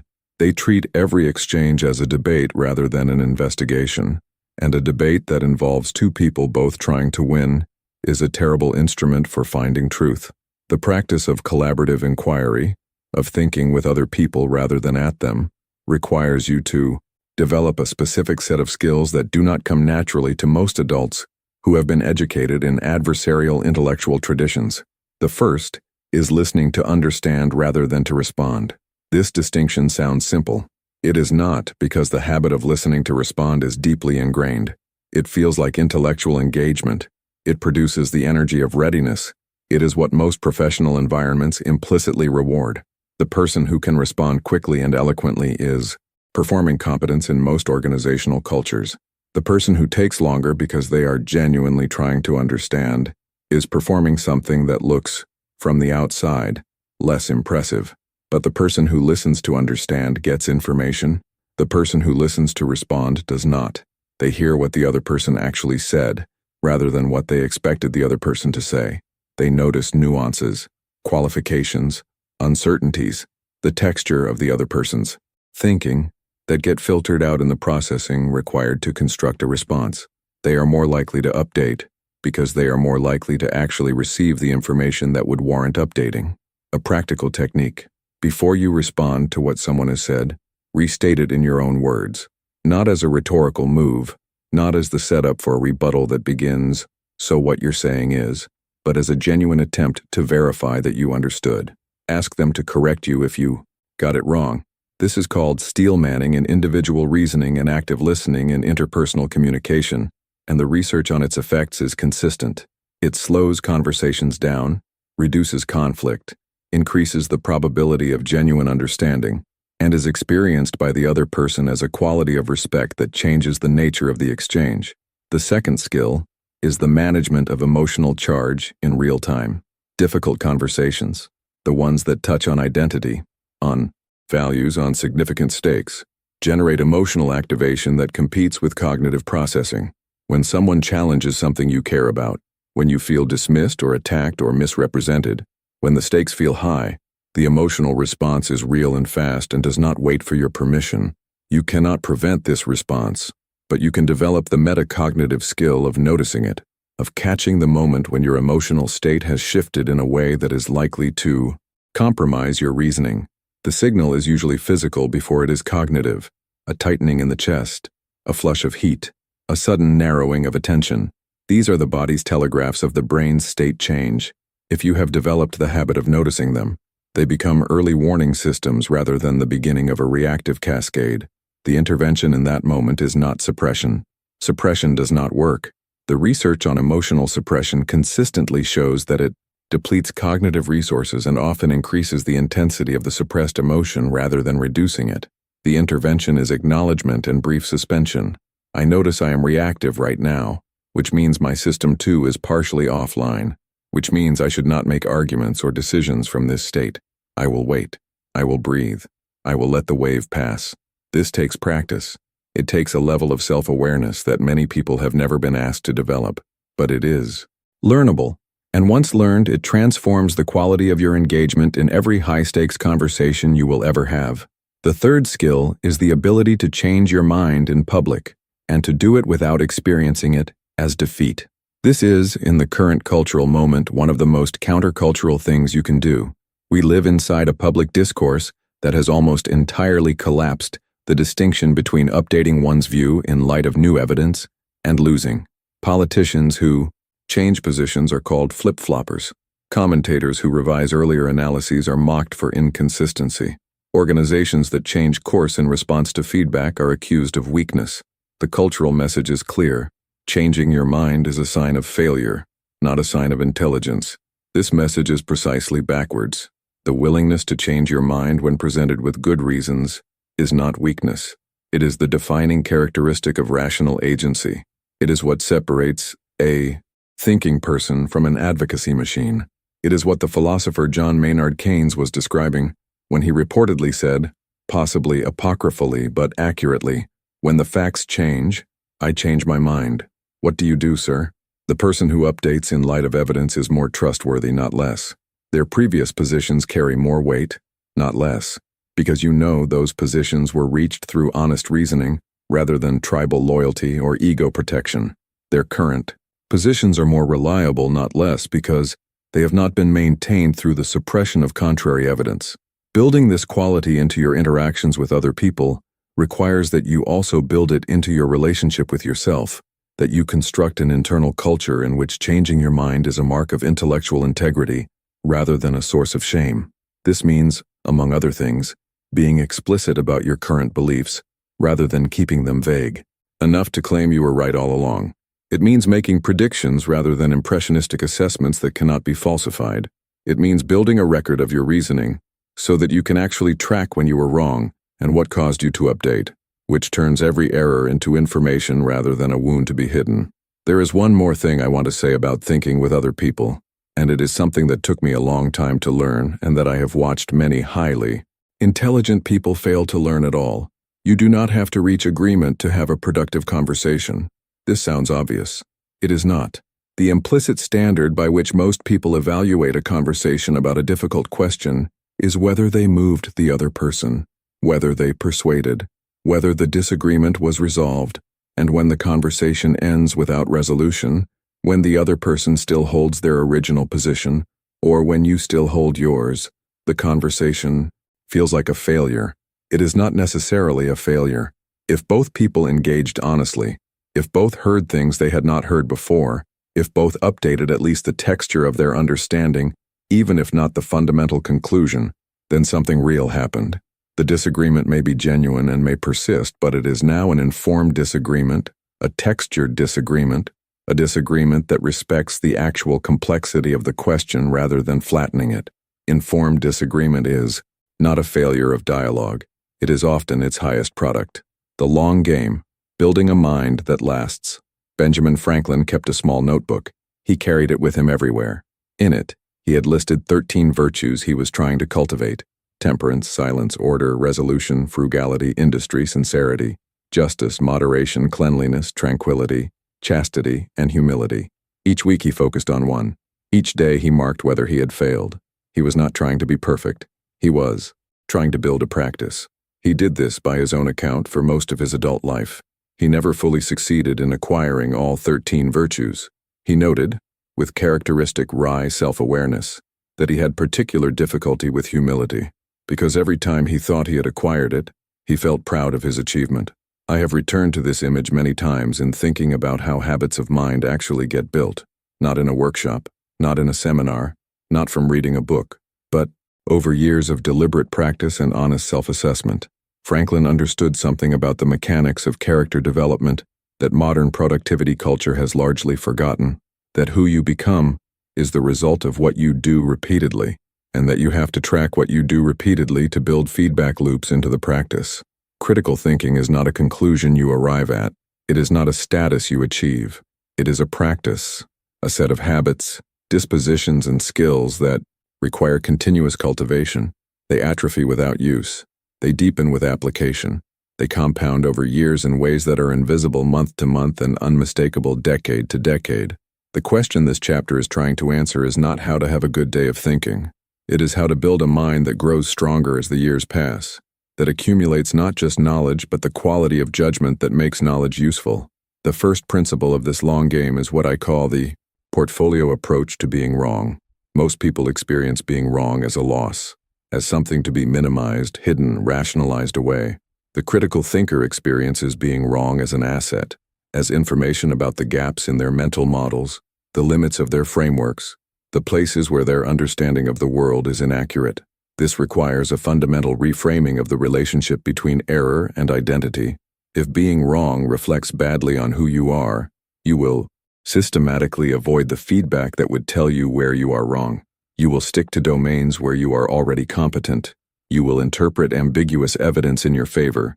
You will avoid making predictions and commitments that could be falsified. You will cultivate over time a carefully maintained illusion of correctness purchased at the cost of actual learning. If being wrong is information, you actively seek feedback. You make explicit predictions. You revisit your past assessments. You track the difference between your confidence and your accuracy. You build a portfolio of errors that is itself a document of intellectual growth, a record of the places where reality corrected you and what you did with that correction. The investment manager Ray Dalio has built an organizational culture around what he calls radical transparency, a systematic practice of recording and reviewing decisions, making the reasoning behind them explicit, and honestly assessing where the reasoning was sound and where it failed. He describes this as an error documentation system, not a shame system, but an intelligence system. The organization learns collectively because individuals document their errors individually, and the documentation becomes the raw material of collective wisdom. You can do this privately, without the scale of a Bridgewater Associates, a journal of reasoning, not a diary of events, but a record of your thinking, the decisions you made, the reasons you gave for them, the outcomes, and what you concluded, is one of the most powerful instruments of long-term cognitive development available, not because writing clarifies thought, though it does, but because the record creates accountability. It makes it impossible to misremember what you actually thought, which is the primary mechanism by which people protect themselves from the lessons their errors would teach. The second principle is what I call disciplined curiosity, the practice of maintaining intellectual engagement across domains that lie outside your professional and personal comfort zone. This is harder than it sounds because the demands of modern professional life create powerful incentives toward specialization and powerful pressures against the apparently inefficient investment in learning things that do not have immediate application. But the returns on cross-domain learning are real and compound in exactly the way that Munger's Latticework framework suggests. Every domain of knowledge contains models, frameworks, and principles that are generative when applied to problems in other domains. The biologist who reads philosophy gets better at thinking about teleological reasoning, about the difference between systems that have purposes and systems that merely appear to. The engineer who reads history gets better at reasoning about path dependency, about how the constraints of the past shape the possibilities of the present. The manager who reads cognitive neuroscience gets better at designing decision environments that compensate for the predictable failures of individual judgment. The investment in cross-domain curiosity is not the investment in the specific facts of another field. It is the investment in new ways of seeing. New patterns, new questions, new frames, and new ways of seeing are, in the long run, the most valuable intellectual asset you can accumulate. The third principle is the cultivation of what the psychologist Carol Dweck calls a growth mindset. But I want to be precise about what this means because the phrase has been used so broadly in popular culture that it has lost most of its actual content. Dweck's research finding was specific.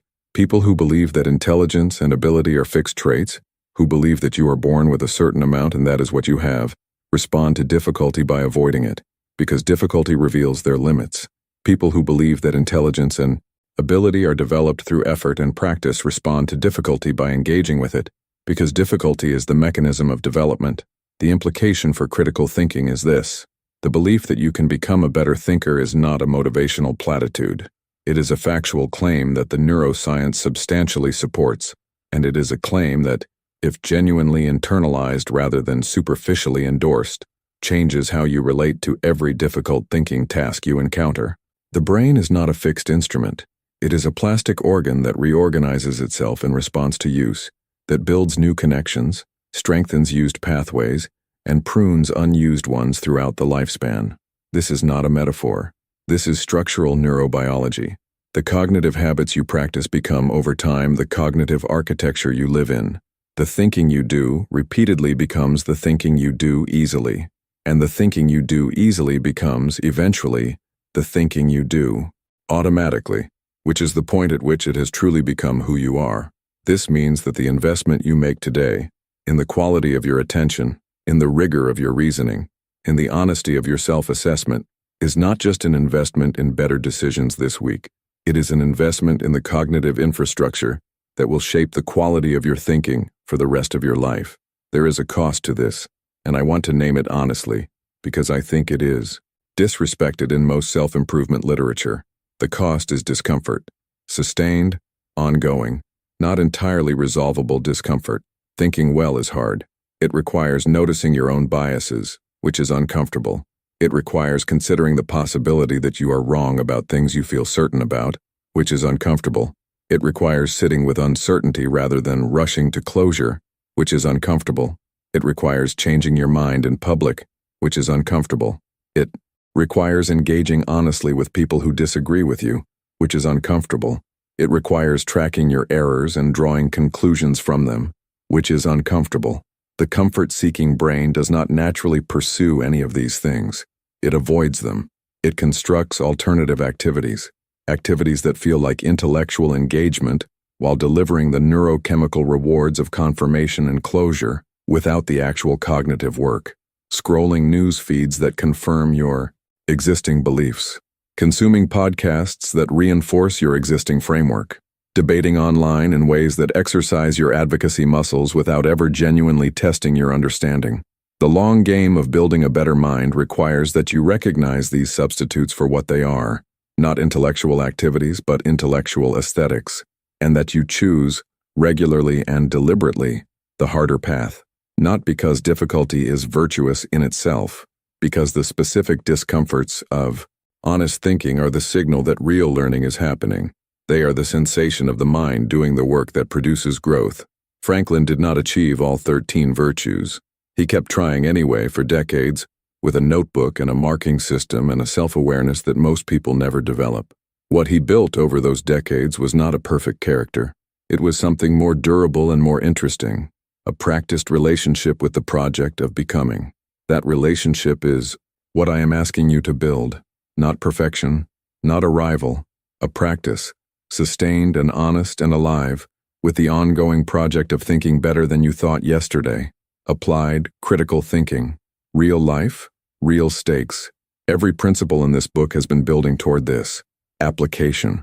Not in controlled conditions, not in academic exercises, in the actual texture of your life. The decisions you make before you have had enough sleep. The conversations you have when the stakes are real. The judgments you form when you are tired and pressed and the easier path is clearly visible. I want to walk through 4 domains where critical thinking has its highest return, because these are the domains where the cost of cognitive error is steepest and the benefit of cognitive discipline is most substantial. The first domain is financial decision-making. Money activates the emotional brain with unusual power. Gains and losses of money are processed in the same neural regions that process physical pleasure and pain, which means financial decisions are, at the neurological level, emotional decisions with a cognitive overlay, rather than the purely rational cost-benefit analyses that classical economics imagined. The specific cognitive failures that cluster around financial decisions have been documented extensively by behavioral economists, including Richard Thaler, Shlomo Benartzi, and Daniel Kahneman. Loss aversion, the tendency to feel losses approximately twice as intensely as equivalent gains, causes people to hold losing positions too long, to avoid beneficial insurance, to make risk-averse choices in domains where risk-taking would be appropriate. The endowment effect, the tendency to value things more highly once you own them than before you acquired them, causes people to overprice what they have and underpursue what they do not.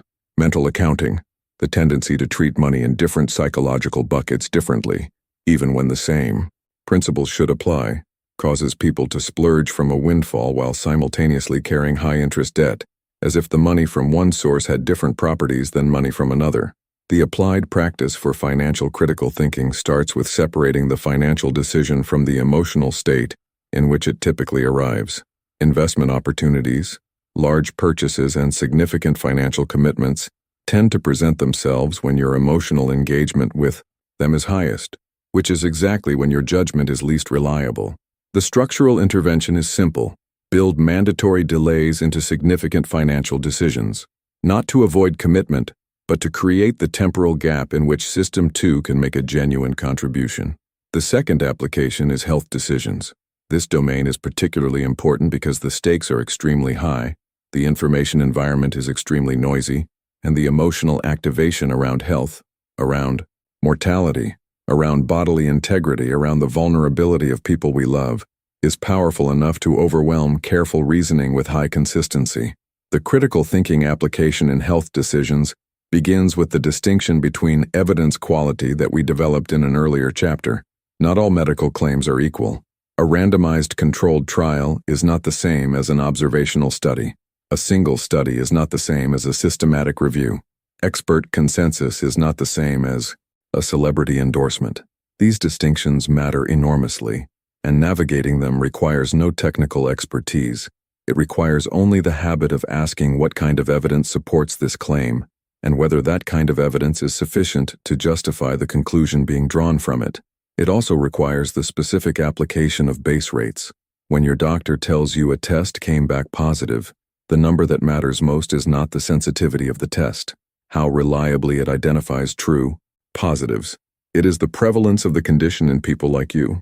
A test with 99% sensitivity applied to a condition that affects one person in 1,000 produces results that are, statistically, mostly false positives. Understanding this does not make you a better doctor. It makes you a better patient. someone who asks the right questions rather than accepting numbers that sound precise as if precision were the same as accuracy. The third application is career and organizational decisions. These are the decisions that most directly shape the material and psychological conditions of your daily life, and they are made under chronic conditions of incomplete information, social pressure, and time constraint that are almost perfectly designed to produce cognitive error.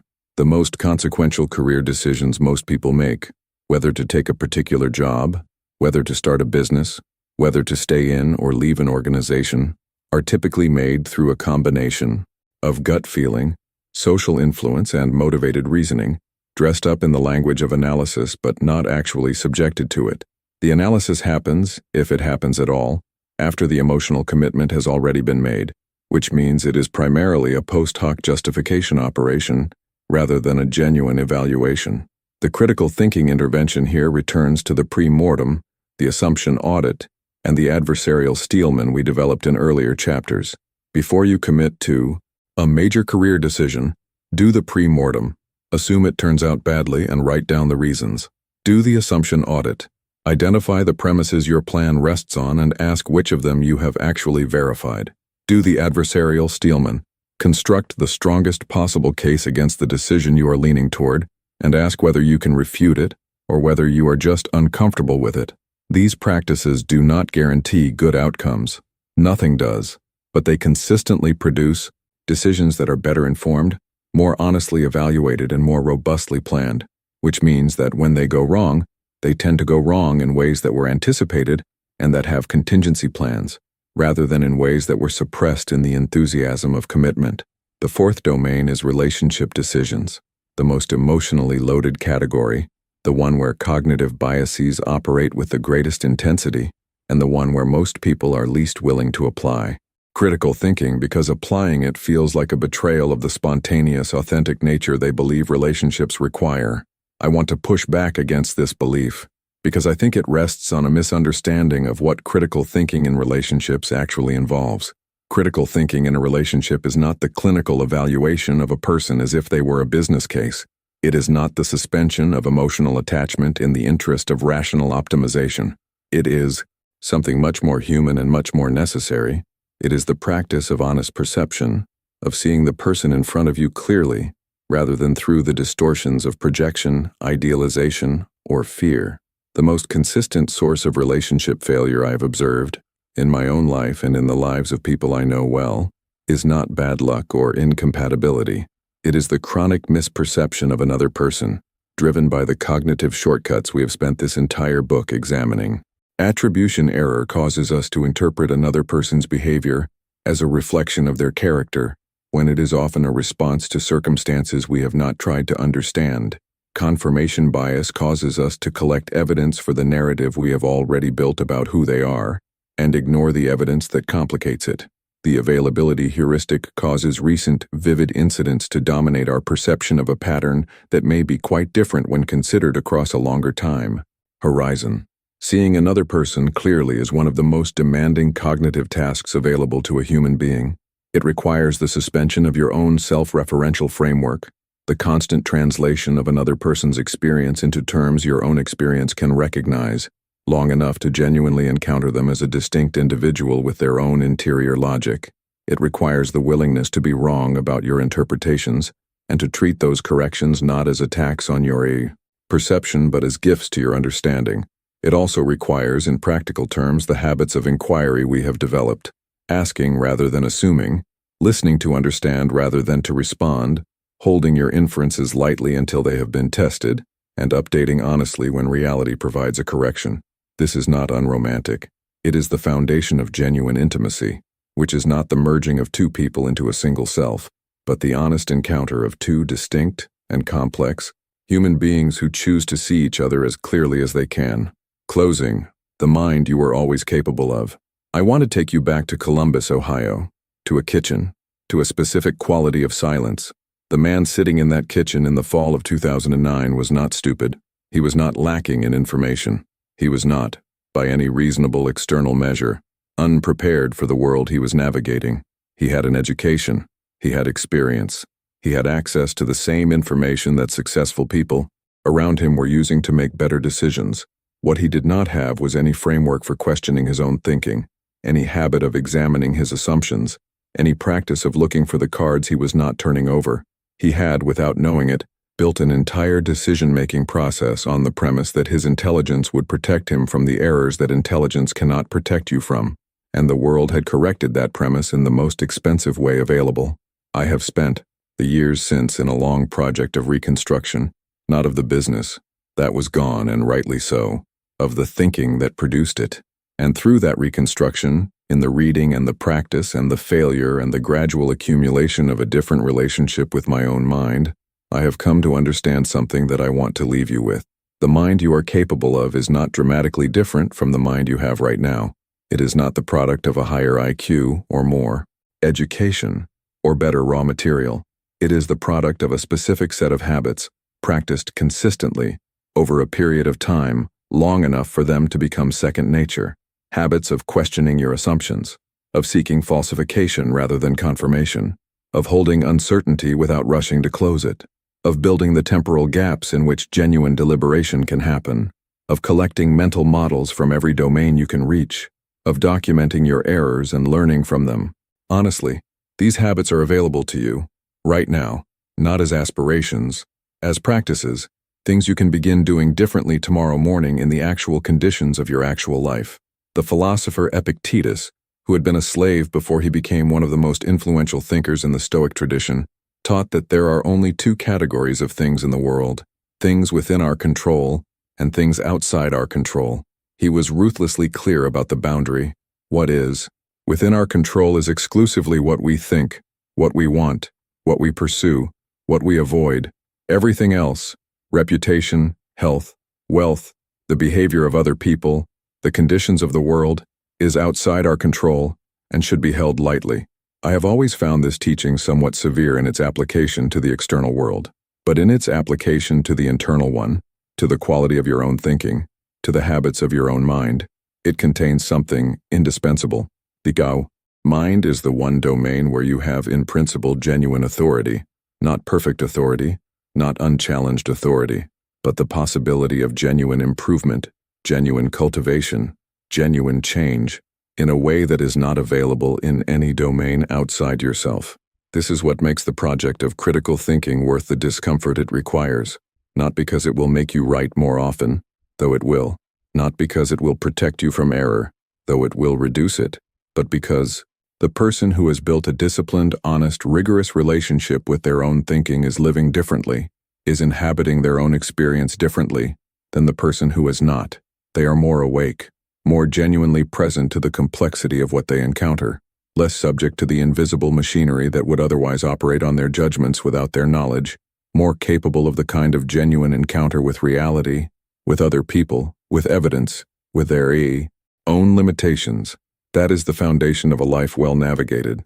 The silence I described at the beginning of this book was the silence after catastrophe, a specific, terrible quality of stillness. But there is another kind of silence. The silence that precedes a genuine decision, the pause before a conclusion, when you are sitting with the full complexity of a question, holding uncertainty with patience, feeling the pull toward premature closure and choosing not to follow it, the silence in which system 2 is doing actual work, the silence of a mind that has learned through practice and discipline and the honest accumulation of corrections to trust itself, not because it is always right, but because it is genuinely trying to see clearly. That silence is available to you. It is, in fact, the most important silence you will ever learn to inhabit.